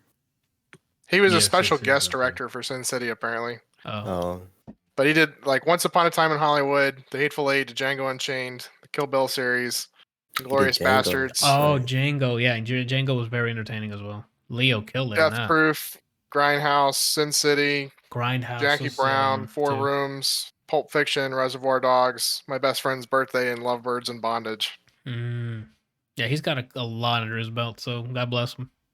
If you're talking about just director, Yeah, that's that's his list. his list. I love Pulp Fiction, but I don't know. Okay, if not Pulp Fiction, then it has to be Django. Django's definitely up there because Django's top 3. I think probably the for me. reason why people pick Pulp Fiction is because it has history and it has a lot of quotable lines. and it's nostalgic for the time. 'Cause I mean, it's a time period at this point. Yeah. Like, when did it take? It was in the 80s or 90s. Did it take place? I don't want know. to say it was in the 80s. It's been a while, so I don't remember. So yeah, like, and it's Bruce Willis. Like, can't go wrong with Bruce. But really? But really, anyway. All right, so Kate, sounds like it's a recommendation. I'm gonna have to give it a shot, see how crazy it is. And then Brian, do you want to do Dark Deity and Jupiter to Hell, or say that for next week? Up Jeez, it's almost 11 already. Yeah. to you. I can sum them up, but up to you. We'll wait for next week then, because I have Okay. questions for Deity, because that's been getting a lot of airtime or like journal time on the internet. All right then, for notable releases this week, we got Deathloop coming tomorrow, which excited. I'm gonna be streaming that tomorrow. It's been delayed. Randall, that'd be the wildest news I would hear today. If the day before they're like immediate like delay. Eastward, which is like an RPG that's Oh. you know this? Yeah, I wanted to play it.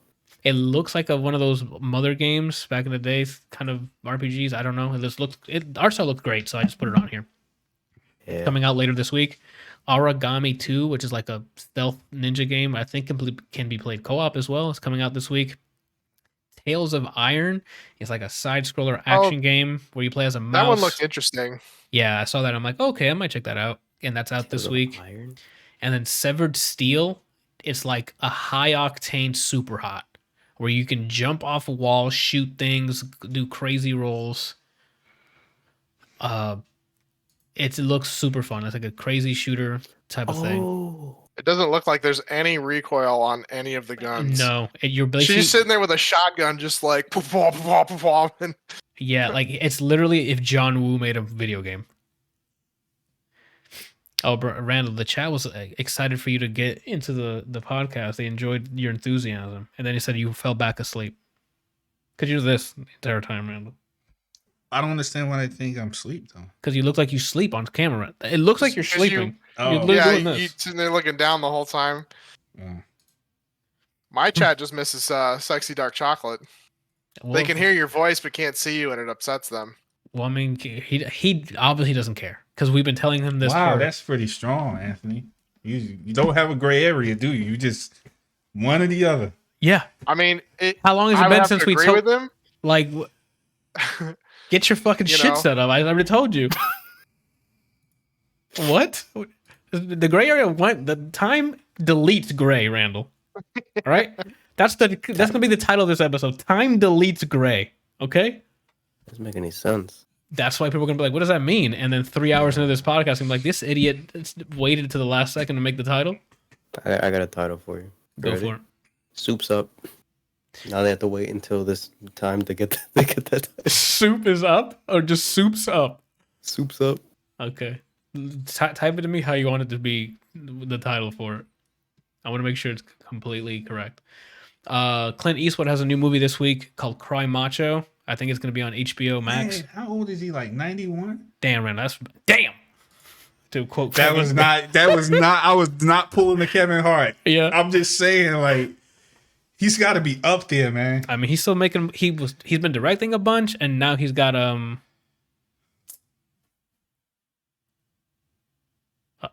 new movie out. Sorry, chat's like, oh my god, I just realized 2 people have the same chair and same objects in the chair. Me and Randall are in the same room. Go visit him. Check this out. He's right there. It's just since the camera I'm using is newer and he has an older Logitech. That's Ooh. not. I mean, it's hand me down pretty much. That's the one I was Cam using. shamed you.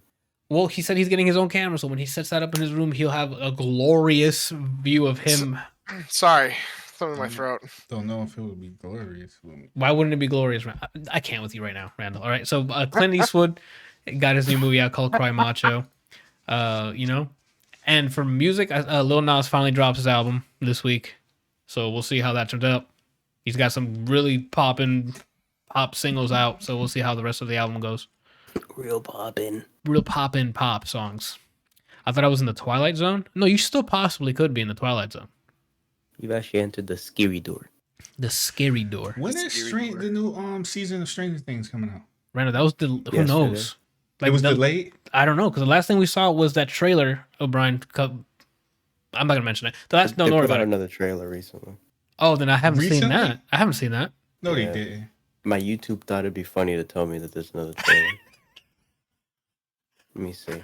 Before I lie to you, you can continue and I'll make sure I look it up. Oh shit. Chat's like a really good Eastwood movie, Unforgiven. Yes. I'm sorry, it was a month ago. Okay. Then maybe I don't think I've seen that.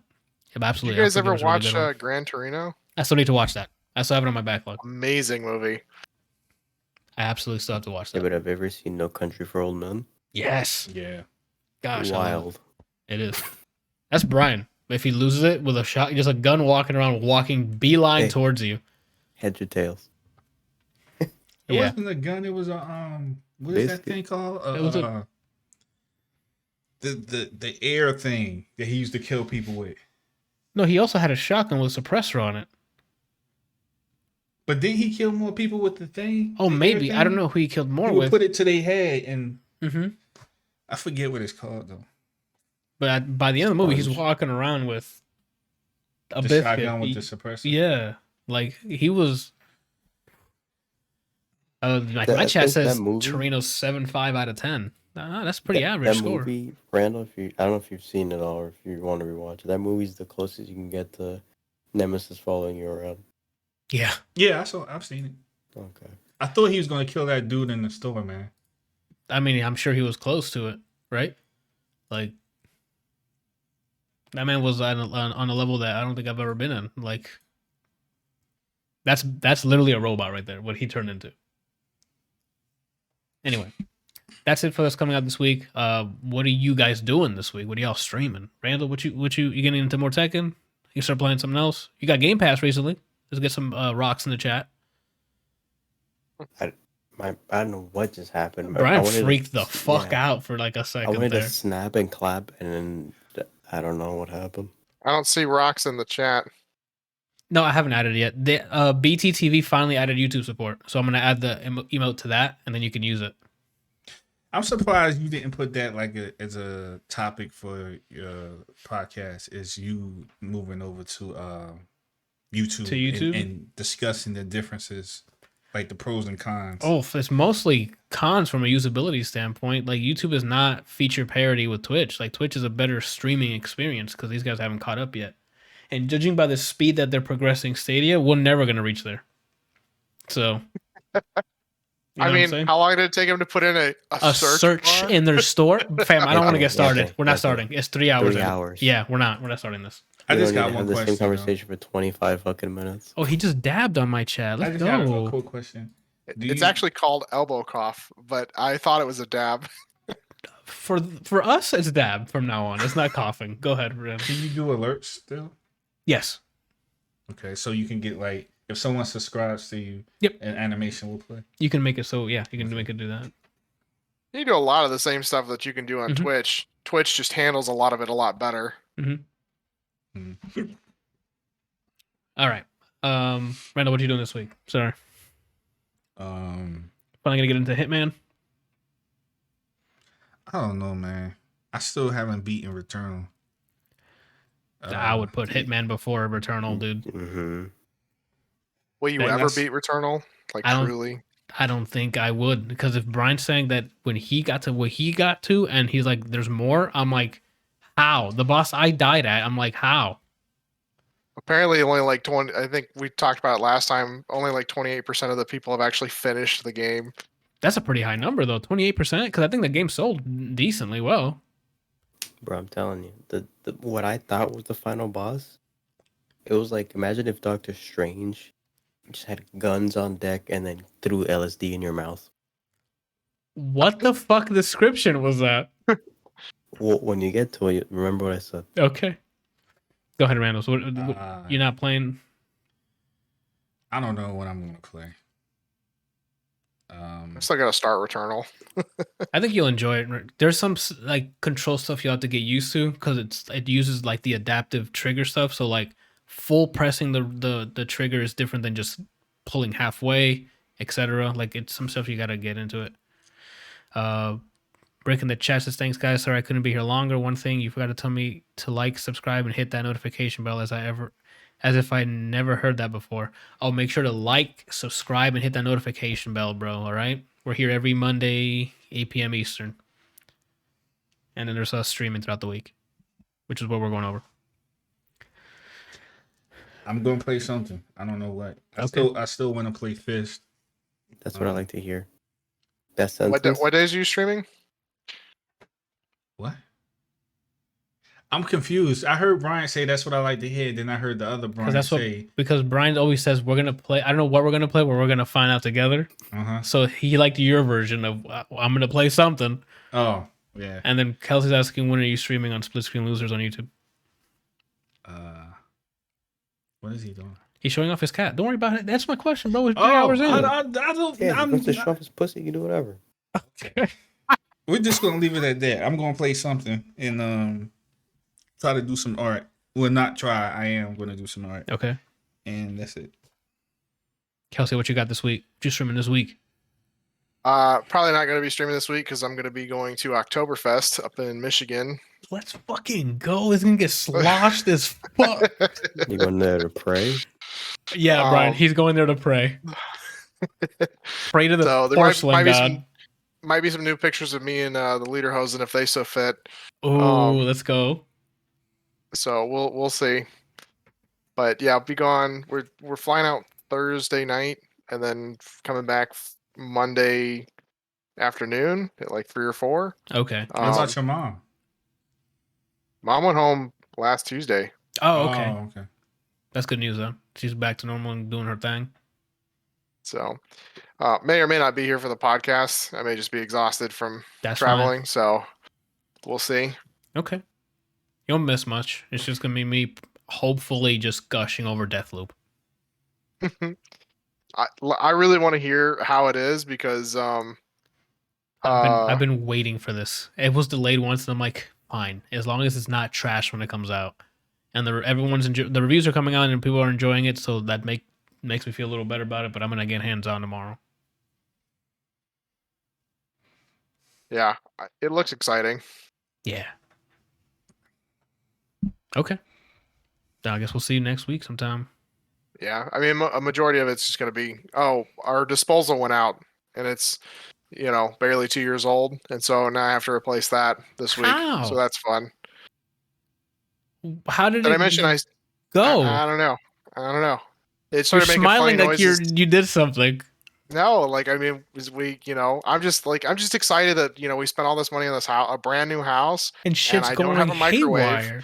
haywire. My disposal no longer works. We have to move out of our house for almost 2 weeks so that they can refloor everything. Kelsey, I can tell you exactly why this is happening. I've stepped foot in your house. Oh my god, that's right. You got the No, Brian it's not because of curse. you. We were having this before you even got here, so Oh. I can tell you why. My video stream is in your house.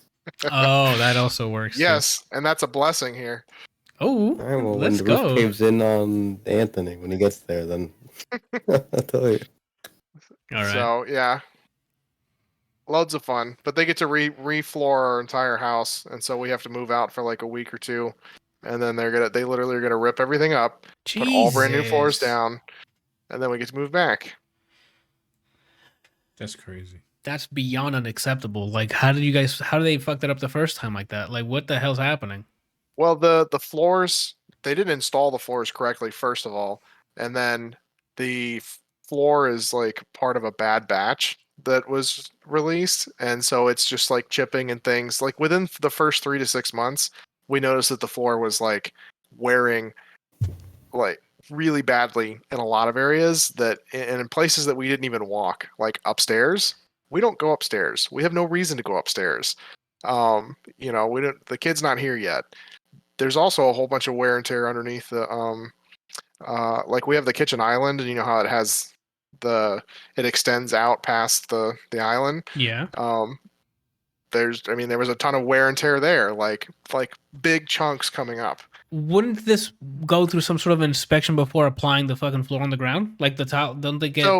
So fun fact: we paid for like the most expensive floors. We got the like upgraded version. Right, you got the Rolls Royce of tiles. Yes. Turns out, and I have nothing against this. I think it's great that they give people, a chance to do stuff and get out and whatever.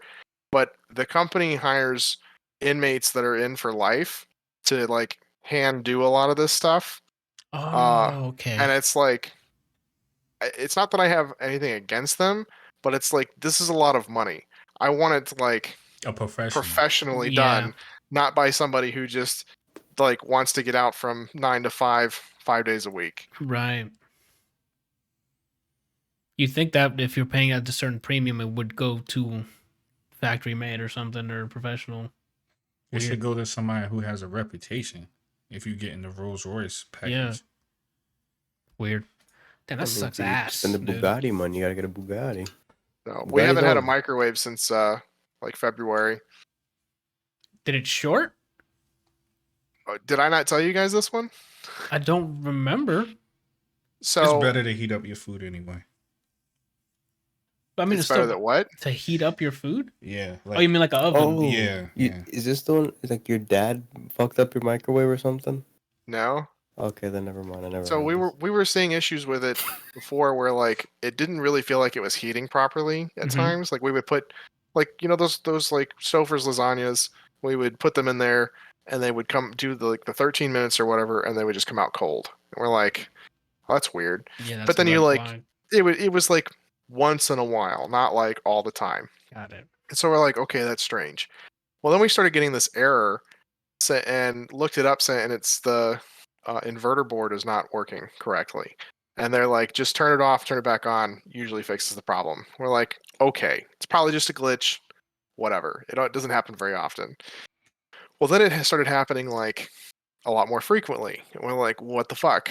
And then eventually it just wouldn't even heat up anything. And every 10 to 15 seconds consistently, it would just tell me the error with the inverter board. And so we're like, okay. What the? So we called, got it out. It was under warranty. They're coming out, they're fixing it. We had to wait a couple weeks because during the pandemic everything slowed down, and so they didn't have parts. Right. And like 4 or 5 weeks later they finally came out to fix it. And I told him that we were also seeing some issues with the oven as well, because it didn't seem like it ever reached proper temperatures and things just took longer to cook. And then we bought a temp gauge for that and proved that it was not heating up properly because it's a oven microwave combo. Okay. That comes out, fixes a couple of things in the oven, gets the new inverter board, puts it in the microwave. We pull the whole thing out. He does it and put it back in, get everything back together. He starts it and is like, okay. And then 2 seconds in, it gives us the same error. And we're like, the what the fuck? yeah. So I go back to work and sit in a meeting, and he has to call Whirlpool or Maytag or whatever it is. And he the level 1 tech didn't know what the fuck was going on. So he passed him up to like a level 3 or a 4 tech, who is basically somebody that has been there for like years and knows everything kind of inside out. Yes. And he's like, the only way that would happen is 1, the board's bad that we sent you, or 2, there's a power issue. And he's like, we're going to assume that it's a power issue. Let's go through the stuff. And so, and the reason he says that is because that's what would cause the other one to go out, is the power issue. Okay. And so he's like, let's go through and test everything. So they tested everything. Power works fine. The board's fucking bad. And that was back in like February. March. Oh. And what did they? What was the? They're gonna send you a replacement. They're gonna. What do they say? We're still waiting. So they have a couple of more things to fix the oven, but we're still waiting on the inverter board for the microwave. Oh my god! It's like the catch of getting a new house is you have early access appliances. Yeah. Well, what gets me is that like we paid for the upgrade to get the kitchen the way it is, like to have the like flat top with the thing over top, and then like the nice oven microwave combo, rather than having like a stove and an oven together and then a microwave sitting somewhere separately. And it's just like, I'm pretty sure we just paid a bunch of extra money for garbage, That's what it sounds like, dude. Like for the upcharge, you're not getting the up quality. You feel me? Yep. Wow. This fucking sucks. Brian. What's your week looking like? Wednesday seems like we're good for Red Dead. Okay, so Tuesday, I don't think I'm streaming. I have to do things. Okay. Wednesday, we're playing some Red Dead. You never know. Yeah, you never know. Thursday, backlog day, so I'm playing more Ender Lilies. And then Friday, probably a fighting game unless it's another birthday that I forget about. And then I won't stream. That's what happened last week. I was like, I'm going to play a fighting game. And then as I ended my stream, like, oh shit, no, it's this person's birthday. So I just didn't stream. And I don't know what we're doing for your bitch ass on the weekend. Oh, that's right. It's this weekend. I completely forgot. I think it's Sunday, right? I what's today? 6th. Monday. Yeah, it's Sunday. 19th. It's Sunday. No idea. Hey, Anthony. What? What's up? What are you doing? What I'm doing? Whoa! So, Deathloop tomorrow. Hopefully, it runs great on my PC. No problems. I can just play. Don't say that out loud. Well, I fucked myself at this point, so it's just gonna load up blue screen, and I'm just gonna cry on stream for 3 hours. You gonna pull a me when Cyberpunk came out? If any inconvenience your stream ends? No, no. Okay. That's content. Like if my shit explodes on me, people are gonna laugh. That's content, right? Like that. Anyway, Wednesday Red Dead, and then Thursday we'll figure it out. Probably more Destiny 2. Me and Jenny have been playing Destiny 2 through the stuff. She likes to shoot things. You shoot things in Destiny, so we'll do that, and that's it. We'll be back next week again, same time, same place. Well, the podcast goes live Friday on podcast services and on YouTube. Cut / edited. So, but then we'll be back live recording next Monday, 8 p.m. Eastern. Thank you guys for watching. We are out of here.